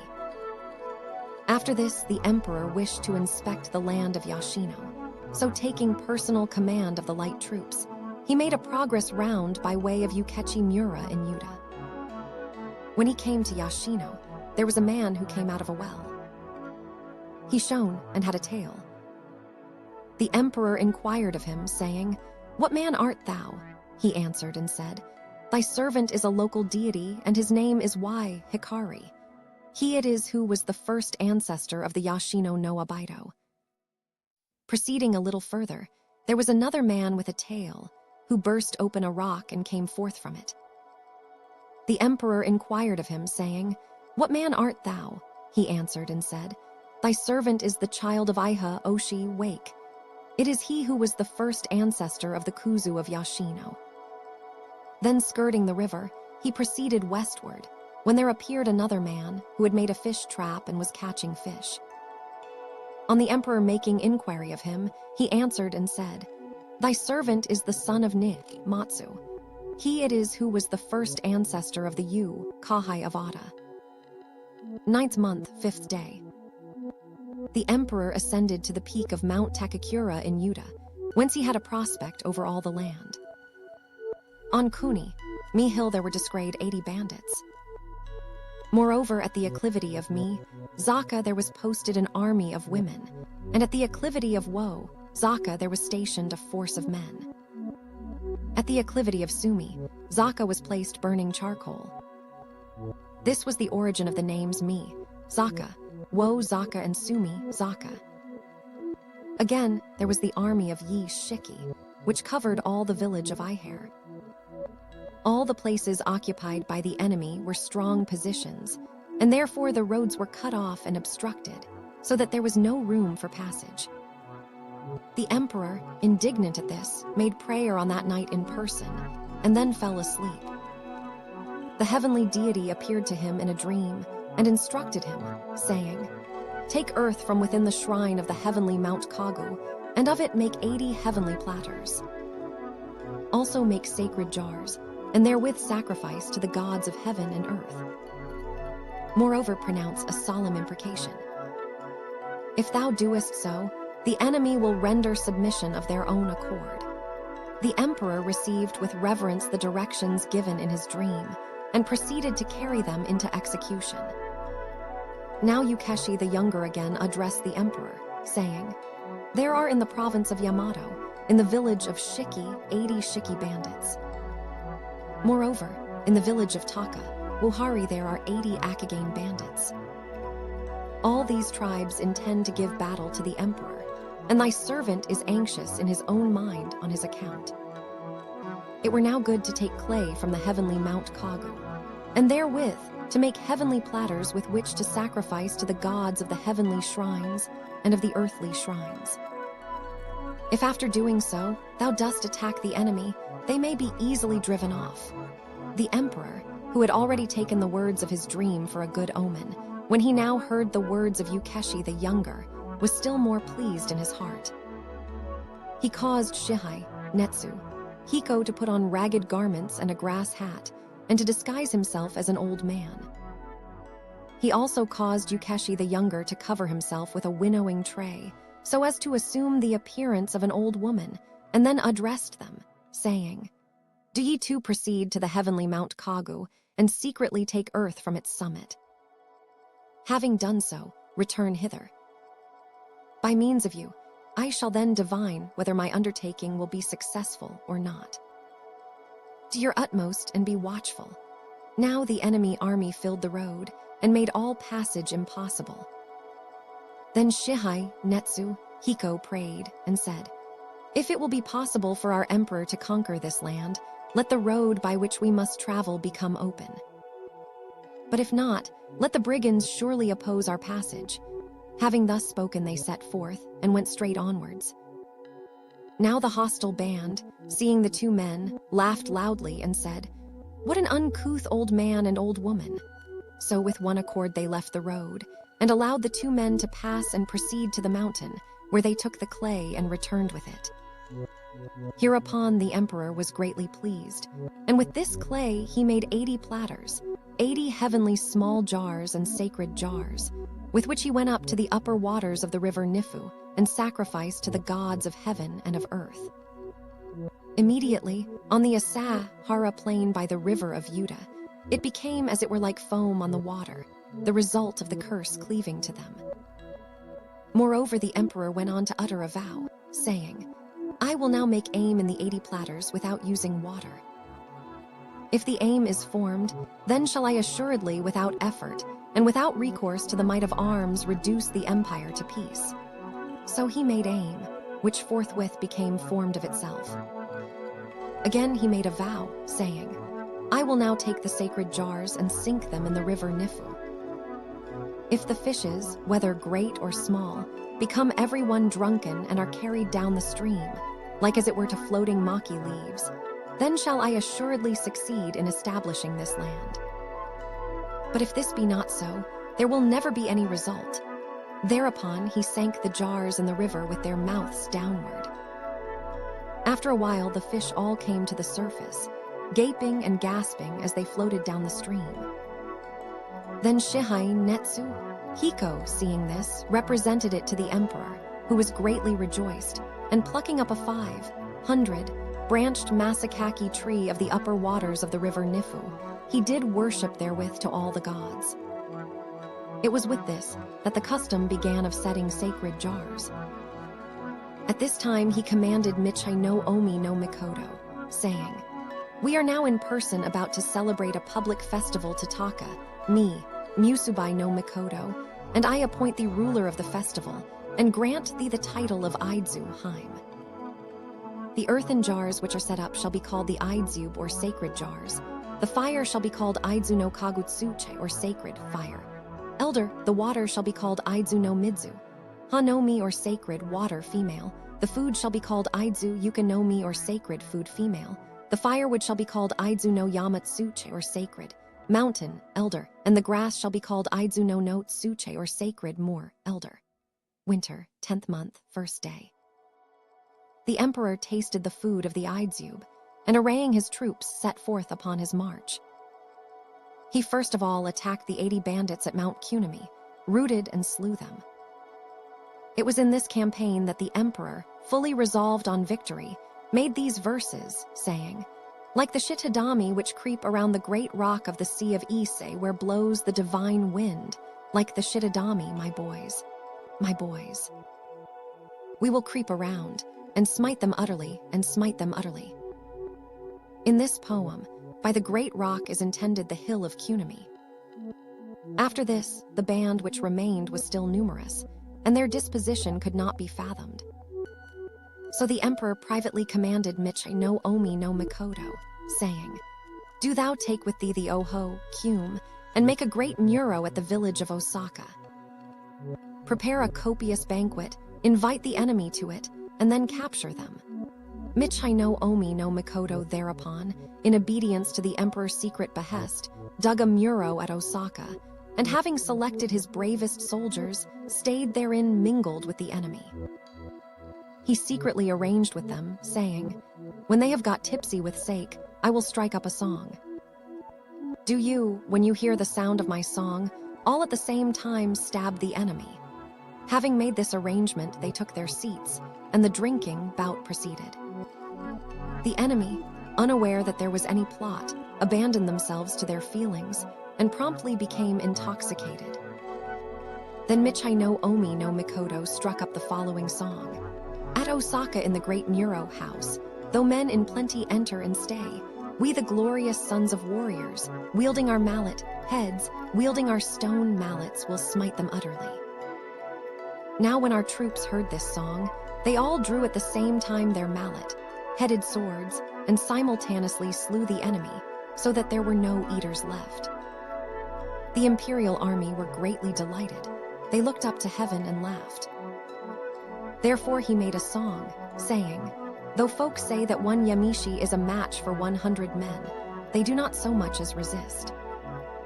The practice according to which at the present time the Kyums sing this and then laugh loud had this origin.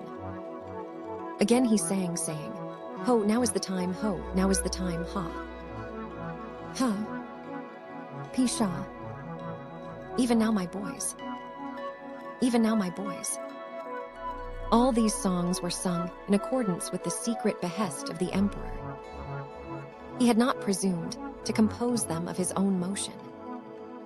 Then the emperor said, "It is the part of a good general when victorious to avoid arrogance. The chief brigands have now been destroyed, but there are 10 bands of villains of a similar stamp who are disputatious. Their disposition cannot be ascertained. Why should we remain for a long time in one place? By so doing, we could not have control over emergencies, so he removed his camp to another place. 11th month, 7th day. The imperial army proceeded in great force to attack the Hiko of Shiki. First of all, the emperor sent a messenger to summon Shiki the elder, but he refused to obey. Again the Yata, Garasu, was sent to bring him.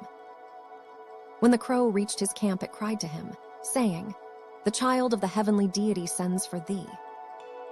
"Haste, haste!"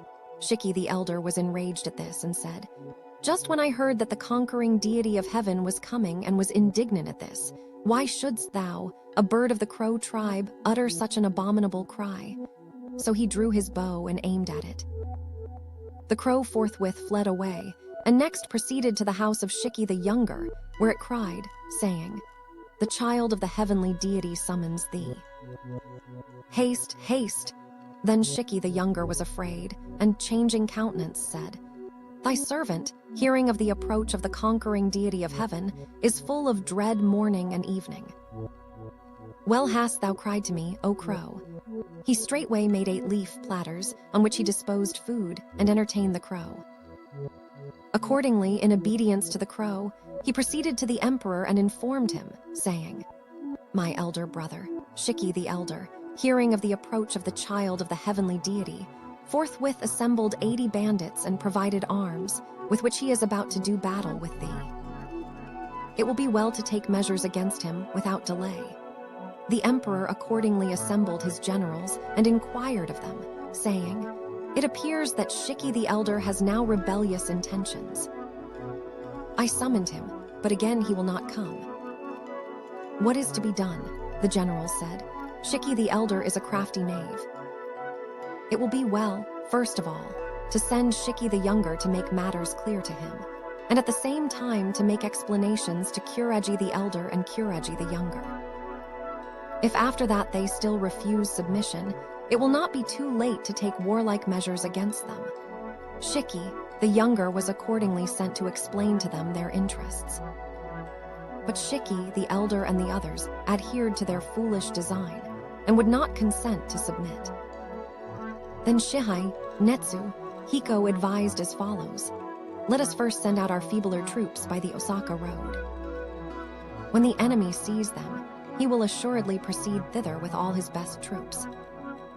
We should then straightway urge forward our robust troops and make straight for Sumi, Zaka. Then with the water of the river Yuta we should sprinkle the burning charcoal and suddenly take them unawares, when they cannot fail to be routed." The emperor approved this plan and sent out the feebler troops towards the enemy, who, thinking that a powerful force was approaching, awaited them with all their power. Now up to this time, whenever the imperial army attacked, they invariably captured, and when they fought they were invariably victorious, so that the fighting men were all wearied out. Therefore the emperor, to comfort the hearts of his leaders and men, struck off this verse: "As we fight, going forth and watching from between the trees of Mount Inasa, we are famished.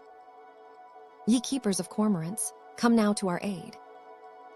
In the end, he crossed Sumi, Zaka with the stronger troops, and going round by the rear, attacked them from two sides and put them to the rout, killing their chieftains Shiki the Elder and the others. 12th month, 4th day. The imperial army at length attacked Naga, Seun, Hiko and fought with him repeatedly, but was unable to gain the victory.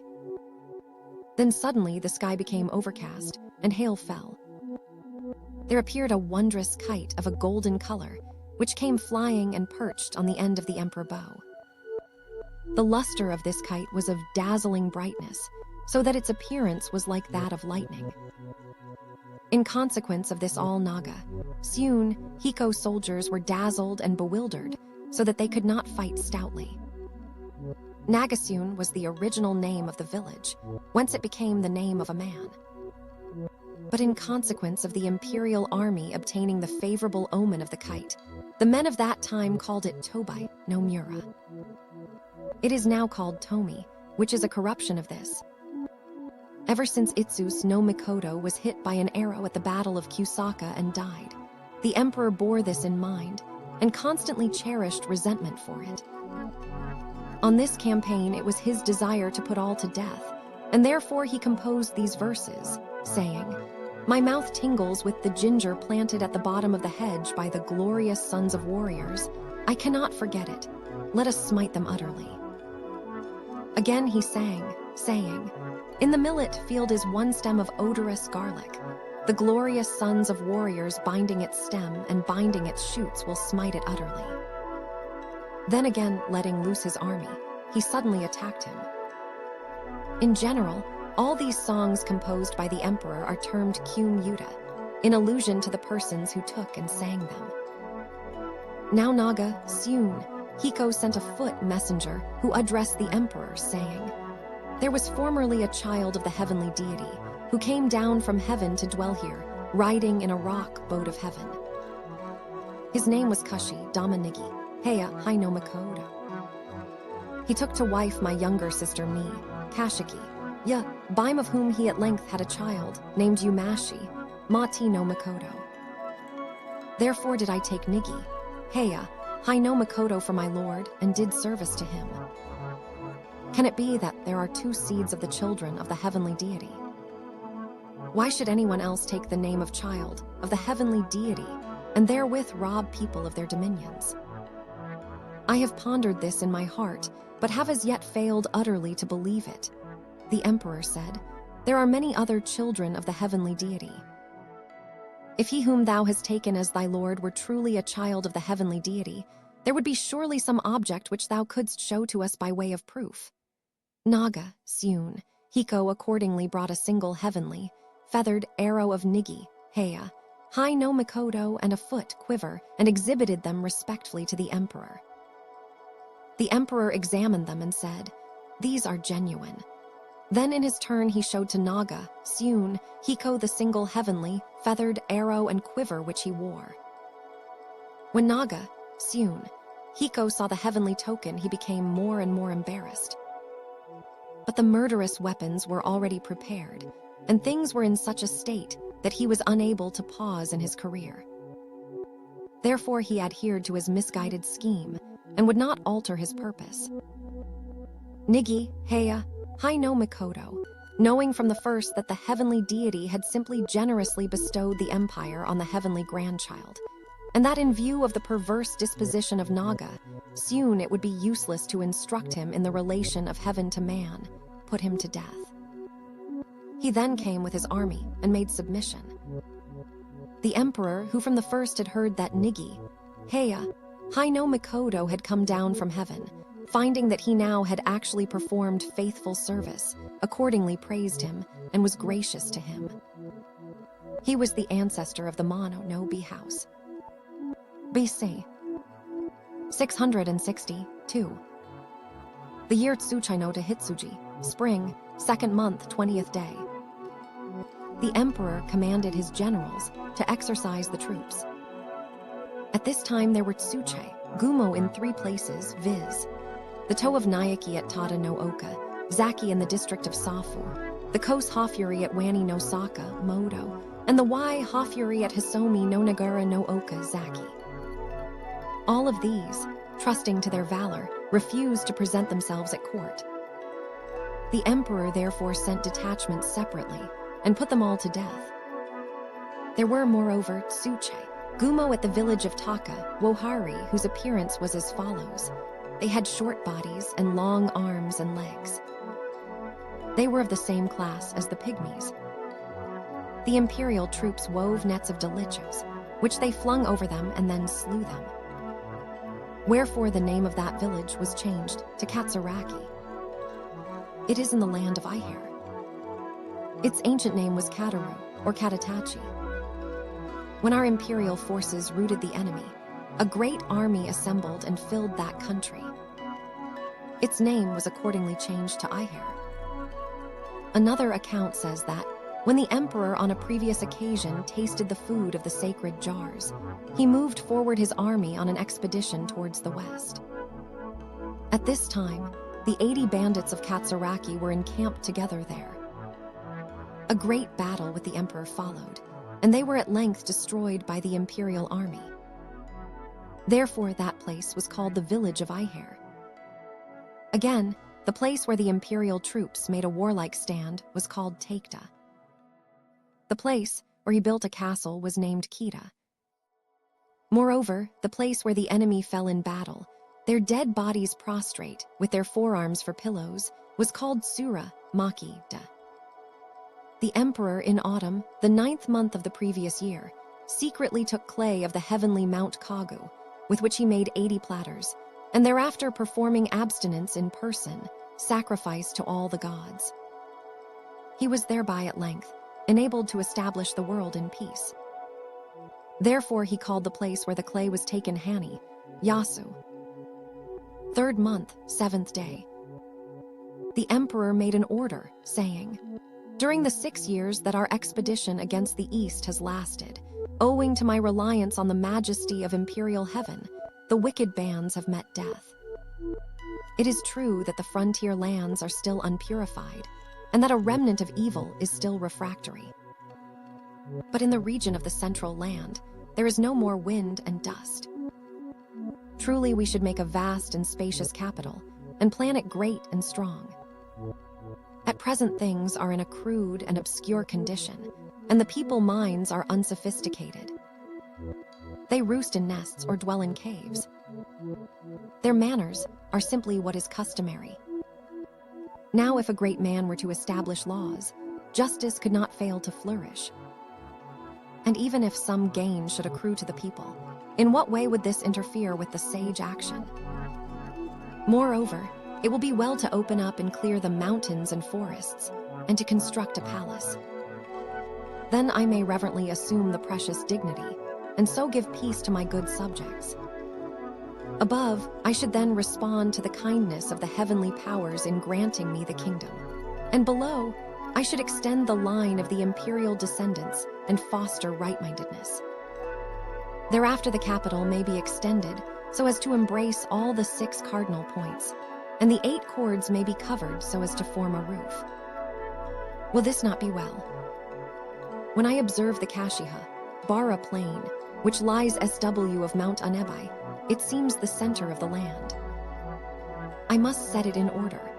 Accordingly, he in this month commanded officers to set about the construction of an imperial residence. BC 661. Year Kanoisaru, autumn 8th month, 16th day.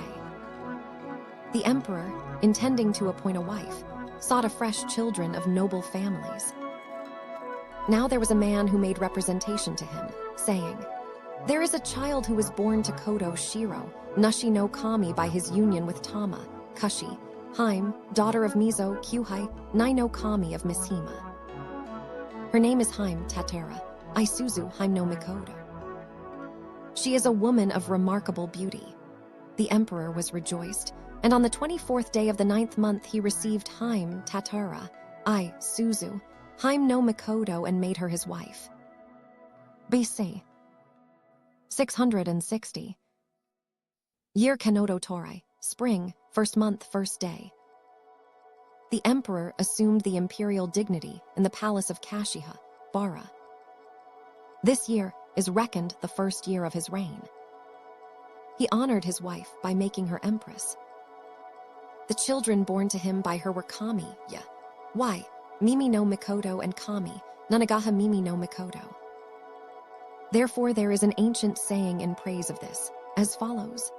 In Kashiha, Bara in Anebai, he mightily established his palace, pillars on the foundation of the bottom, rock, and reared aloft the cross roof, timbers to the plain of high heaven. The name of the emperor who thus began to rule the empire was Kami Yamato Ihe, Biko Hohodmi. On the day on which he first began the heavenly institution, Michi no Omi no Mikoto, the ancestor of the Ohatomo house, accompanied by the Oho Kyumbi, was enabled, by means of a secret device received from the emperor, to use incantations and magic formulae so as to dissipate evil influences. The use of magic formulae had its origin from this. BC 659. Second year, spring, second month, second day. The emperor ascertained merit and dispensed rewards. To Michi no Omi no shrine at Ise. Shrine at Ise. Mikoto he granted a site for a house in which to dwell at the village of Tsuki, Zaka, thereby showing him special favor. Moreover, he caused the Oho Kyum to dwell at a place on the river bank, west of Mount Anebai, now called Kyum no Mura. Such was the origin of this name. Utsu, Hiko was made Miyako of the land of Yamato. Moreover, he gave to Yukeshi the younger the village of Taikta, constituting him Agata, Nushi of Taikta. He was the ancestor of the Mohai, Torai of Yuta. Shiki the younger, whose personal name was Kurohaya, was made Agata, Nushi of Shiki. Moreover, he appointed a man called Tsun to be Miyako of the land of Katsuraki. The Yata, Garasu was also included in the ranks of those who received rewards. His descendants are the Agata, Nushi of Katsurano, and the Tanamori B. BC 657. Fourth year, spring, second month, 23rd day. The emperor issued the following decree. The spirits of our imperial ancestors, reflecting their radiance down from heaven, illuminate and assist us. All our enemies have now been subdued, and there is peace within the seas. We ought to take advantage of this to perform sacrifice to the heavenly deities, and therewith develop filial duty. He accordingly established spirit terraces amongst the Tomi hills, which were called Kami Tsu, Wano no Kaki, Hara, and Shimo Tsu, Wano no Kaki, Hara. There he worshipped his imperial ancestors, the heavenly deities. BC 630. 31st year, summer, 4th month, 1st day. The imperial palanquin made a circuit, in the course of which the emperor ascended the hill Waki Kamu no Hatsuma. Here, having viewed the shape of the land on all sides, he said, "Oh, what a beautiful country we have become possessed of. Though a blessed land of inner, tree fiber, yet it resembles a dragon, fly licking its hinder parts. From this it first received the name of Akitsu Shima." Of old, Izanagi no Mikoto, in naming this country, said, "Yamato is the land of Yura Yasu. It is the land of Hoso Hoko no Kaitaru. It is the land of Shiwa Kami Ho Tsu Ma." Afterwards, Oho, Namuchi no Oho, Kami named it the land of Tama Gaki no Uchai Tsu Kuni. Finally, when Nigi, Heya, Hai no Mikoto soared across the great void in a heaven rock boat, he espied this region and descended upon it. Therefore he gave it a name and called it Saramitsu, Yamato. BC 619. 42nd year, spring, 1st month, 3rd day. He appointed Prince Kami, Nanagaha, Mimi no Mikoto Prince Imperial. BC 585. 76th year, spring, 3rd month, 11th day. The emperor died in the palace of Kashiha, Bara. His age was then 127. The following year, autumn, the 12th day of the 9th month, he was buried in the Misasagi-eni of Mount Anebai. Bay.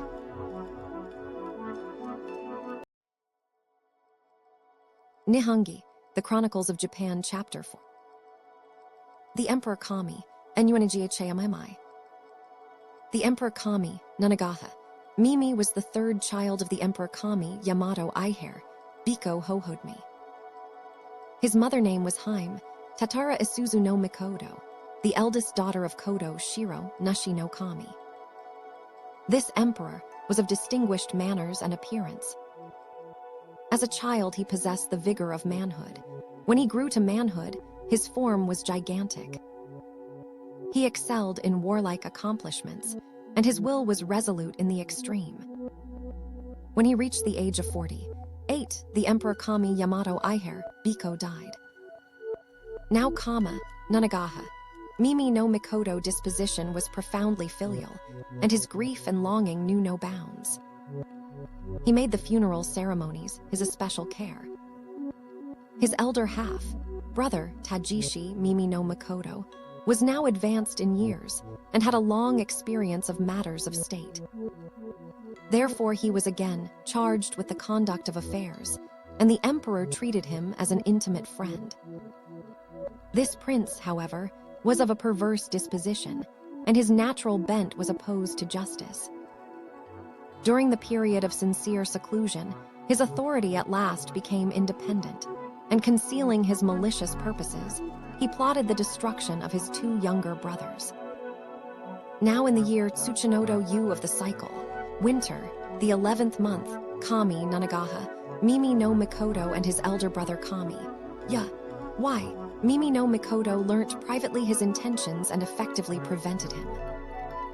When the business of the Misasagi was ended, they caused Yomi be no Waka, Hiko to make a bow, and Yamato no Kanachi Amatsu, Yura to make a true deer arrow point, and the Yabi to prepare arrows.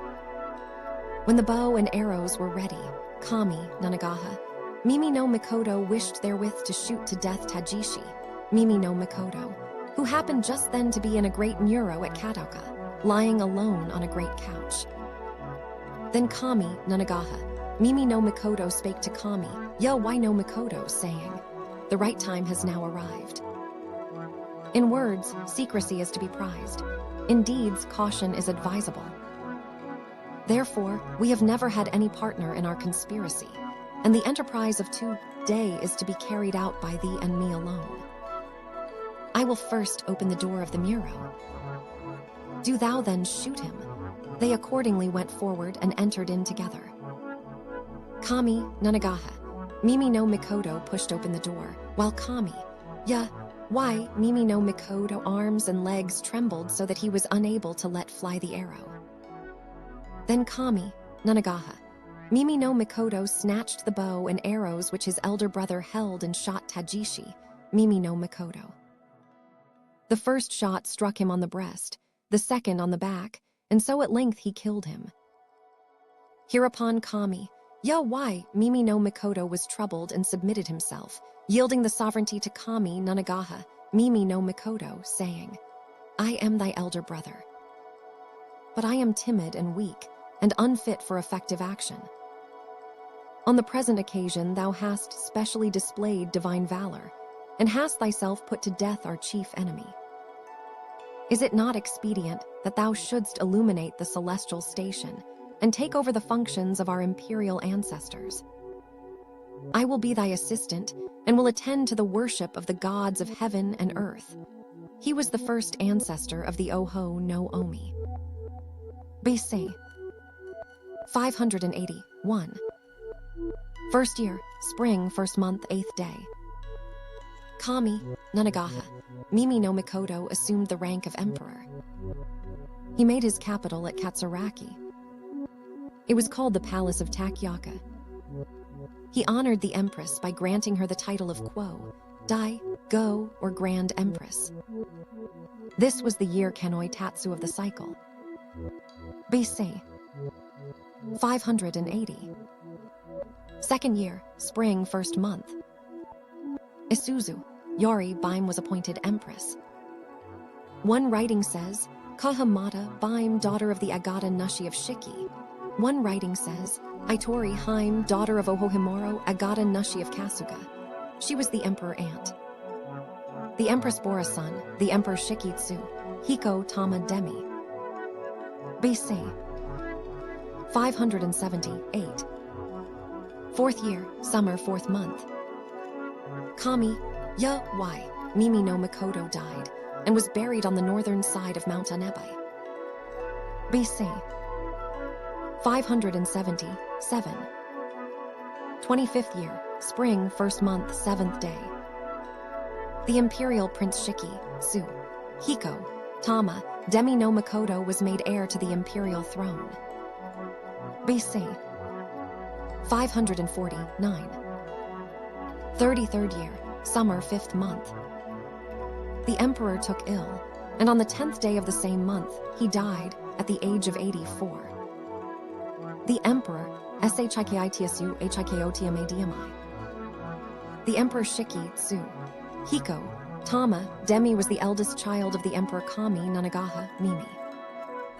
His mother name was Isuzu, Yori, Baim no Mikoto, the younger daughter of Kodo Shiro Nushi no Kami. This emperor had been made Prince Imperial in the 25th year of the Emperor Kami, Nanagaha, Mimi. He was then 21 years of age. In the 5th month, summer of the 33rd year of his reign, the Emperor Kami Nanagaha, Mimi died. In the 7th month of that year, on the 3rd day of the month, the Prince Imperial assumed the imperial dignity. BC 548. First year, winter, 10th month, 11th day. The Emperor Kami, Nanagaha, Mimi was buried in the Misasagi on Tsukida Hill in Yamato. The emperor honored the empress with the title of Quo, Dai, Go. This was the year, Mizunodo Ushi of the cycle. BC 547. Second year. The capital was removed to Kadashiho. It was called the Palace of Yukiana. BC 546. Third year, spring, first month, fifth day. Nuna, Soko, Nakatsuheim no Mikoto was appointed empress. Others call her Nuna, Soheim. One writing says, Kaha Tsuheim, daughter of Hei, Agata Nushi of Shiki. One writing says, daughter of Ohoma no Sukyun. Before this, his consort had given birth to 2 imperial princes. The first was called Akishi, Mimi no Mikoto. The second, the Emperor Oho Yamato, Hiko, Suki Tomo. One version says, she bore 3 princes, the first of whom was called Tokotsu, Hiko, Iro ni. The second, the Emperor Oho Yamato, Hiko, Suki Tomo. And the third, Shikitsu, Hiko no Mikoto. BC 538. 11th year, first month, first day. Oho Yamato, Hiko, Suki, Tomo no Mikoto was made Prince Imperial. His younger brother, Shiki, Su, Hiko no Mikoto was the first ancestor of the Tsu, Kahai no Mureji. BC 511. 38th year, winter, 11th month, 6th day. The emperor died at the age of 57. The Emperor Oho, Wayamitio, Hikyo Suki Tuamo. The Emperor Oho Yamato, Hiko, Suki Tomo was the second child of the Emperor Shikitsu, Hiko, Tama, Demi. His mother name was Nuna, Soko, Nakatsu. Haim, grandchild of Kodo Shiro, Nushi no Kami, and daughter of the Prince of Kamo. He was made Prince Imperial in the 11th year, spring, the first month of the Emperor Shikitsu, Hiko, Tama, Demi reign. He was then 16 years of age. In the 38th year of that reign, winter, the 12th month, the Emperor Shikitsu, Hiko, Tama, Demi died. BC 511. First year, spring, second month, fourth day. The Prince Imperial assumed the imperial dignity.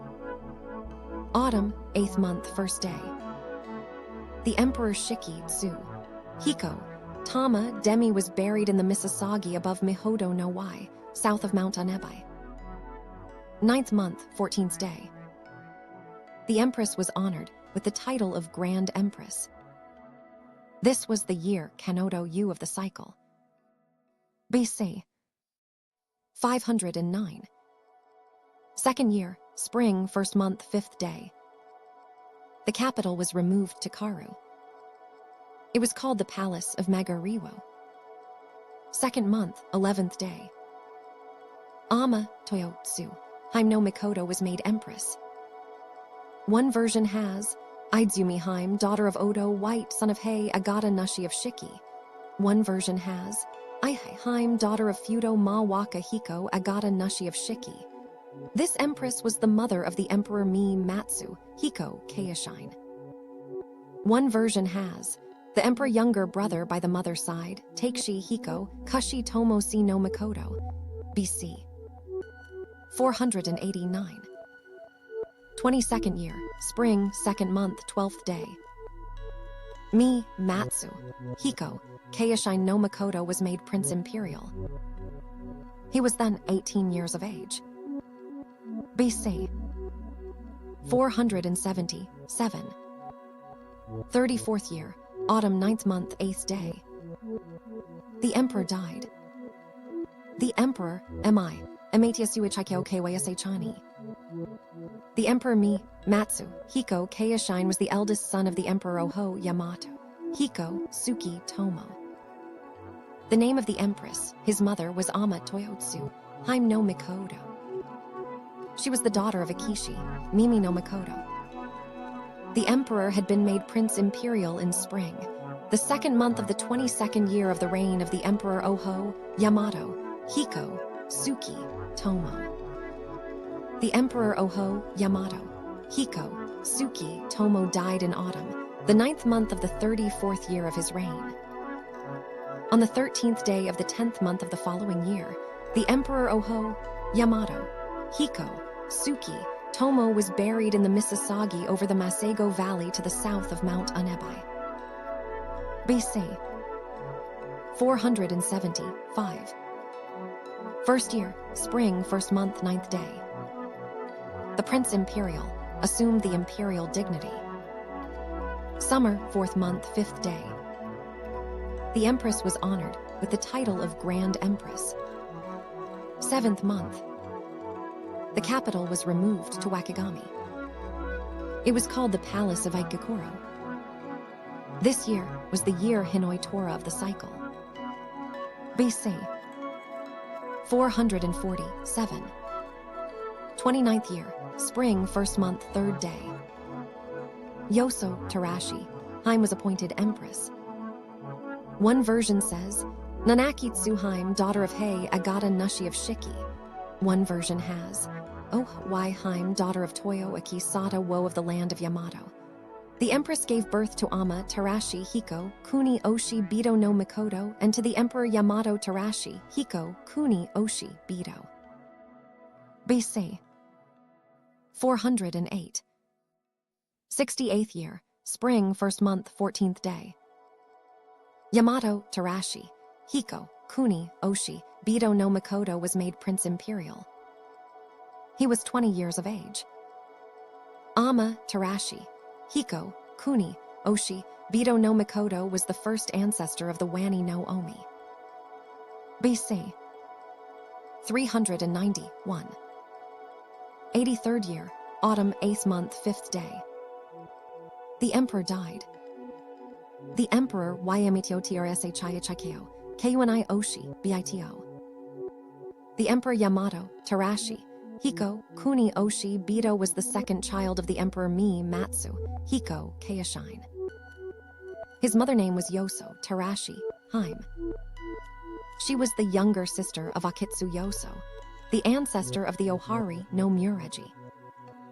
The emperor was made Prince Imperial in spring, the 1st month of the 68th year of the reign of the Emperor Mi Matsu Hiko Keishine.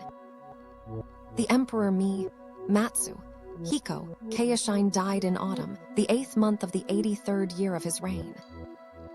BC 392. First year, spring, first month, 7th day. The Prince Imperial assumed the imperial dignity. Autumn, 8th month, 1st day. The Empress was honored with the title of Grand Empress. This year was the year Tsukuyomi to Ushi of the cycle. BC 391.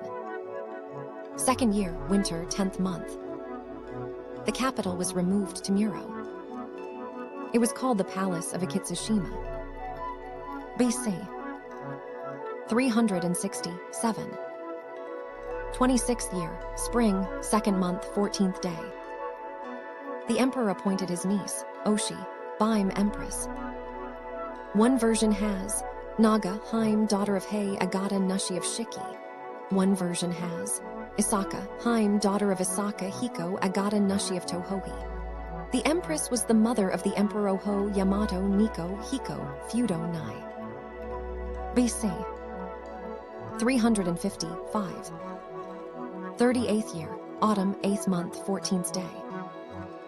The Emperor Matsu, Hiko, Keishine was buried in the Misasagi on Mount Hakata in Wakigami. BC 317. 76th year, spring, 1st month, 5th day. Oho Yamato Nikko, Hiko Fudo, Naino Makoto was made Prince Imperial.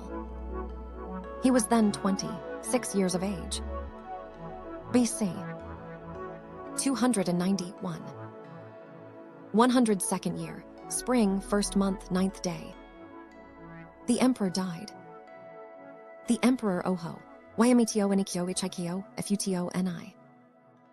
The Emperor Oho Yamato Nikko, Hiko Fudo Nai was the eldest child of the Emperor Yamato Terashi, Hiko, Kuni, Oshi, Bido. His mother name was Oshi, Baim. He had been appointed Prince Imperial in spring, the 1st month of the 76th year of the reign of the Emperor Yamato, Terashi, Hiko, Kuni, Oshi, Bido. In spring, the 1st month of the 102nd year of his reign, the Emperor Yamato Terashi, Hiko, Kuni, Oshi, Bido died. In autumn, the 9th month, 13th day, the Emperor Yamato Terashi, Hiko, Kuni, Oshi, Bido was buried in the Misasagi on Tamade Hill. Winter, 12th month, 4th day. The Prince Imperial removed the capital to Kuroda. It was called the Palace of Eihodo. BC 290. First year, spring, 1st month, 12th day. The Prince Imperial assumed the imperial dignity. He honored the Empress with the title of Grand Empress. This year was the year Kanoto Hitsuji of the cycle. BC 289. Second year, spring, 2nd month, 11th day. Hoso, Baim no Mikoto was appointed Empress. One version has Kasuga no Chichai Heia Yamaka Haim. One version has Mashida Baim, daughter of Toso, Agata, Nushi of Tohachi. The Empress was the mother of the Emperor Oho, Yamato, Nikko, Hiko, Kuni, Kuru. A concubine named Yamato no Kuni, Ka Haim was the mother of Yamato, Tutu, Hai Momo, so Baim no Mikoto, and of Hiko, I, Sasori, Hiko no Mikoto, and Yamato Todo, Waka, Yabaim no Mikoto. Another concubine, Hei, Irodo, was the mother of Hiko, Sajima no Mikoto, and of Waka, take, Hiko no Mikoto. The younger of these, namely, Waka take, Hiko no Mikoto, was the first ancestor of the Kibai no Omi. BC 255. 36th year, spring, 1st month, 1st day. Hiko, Kuni, Kuru no Mikoto was made Prince Imperial. BC 215. 76th year, spring, 2nd month, 8th day. The emperor died. The Emperor Oho, Wayamito Enikyo Ichikyo, Kuni Kuru. The Emperor Oho Yamato Nikko, Hiko Kuni. Kuru was the eldest child of the Emperor Oho Yamato Nikko, Hiko, Fudo Nai. His mother name was Hoso, Baim, daughter of Ohomi, Agata, Nushi of Shiki. He had been created Prince Imperial in spring, the first month of the 36th year of the reign of the Emperor Oho, Yamato Nikko, Hiko, Fudo Nai. He was then 19 years of age. The Emperor Oho, Yamato Nikko, Hiko, Fudo Nai died in spring, the second month of the 76th year of his reign. BC 214. First year, spring, first month, 14th day. The Prince Imperial assumed the imperial dignity. He honored the Empress with the title of Grand Empress. This year was the year Hinodo I of the cycle. BC 211. Fourth year, spring, third month, 11th day. The capital was removed to Karu. It was called the Palace of Sakihibara. BC 209. Sixth year, autumn, 9th month, 6th day. The Emperor Oho Yamato Nikko, Hiko Fudo Nai was buried in the Misasagi on Muma, Zaka at Katoka. BC 208. Seventh year, spring, second month, second day. Achai Shiko, Mino Mikoto was appointed empress. She had 3 children, 2 boys and 1 girl. The name of the eldest was Oho, Hiko no Mikoto. Of the second, the Emperor Waka Yamato Nikko, Hiko Oho Hihai. And of the third, Yamato Toad, Haim no Mikoto. One version has, the emperor brother by the mother's side was Sukuna, Biko, Wo Kokoro no Mikoto. A concubine named Ika Shiko. Mino Mikoto was the mother of Hiko, Fudo, Woshi, Makoto no Mikoto. The next concubine, named Hani, Yasu, Haim, daughter of Oatama of Kahachi, was the mother of Take, Hani, Yasu no Mikoto. The elder brother Oho, Hiko no Mikoto, was the first ancestor of the Abe no Omi, the Kashihade no Omi, the Ah no Omi, the Sasaki Yama no Kimi, the Tsukushi no Miyako, the Koshi no Miyako, and the Iga no Omi, in all 7 families. Hiko, Fudo, Woshi, Makoto no Mikoto was the grandfather of Takeshai no Sukyun. BC 193. 22nd year, spring, first month, 14th day. Waka Yamato Nikko, Hiko, Oho, Hihai no Mikoto was made Prince Imperial. He was 16 years of age. BC 158. 57th year, autumn, 9th month, 2nd day. The emperor died.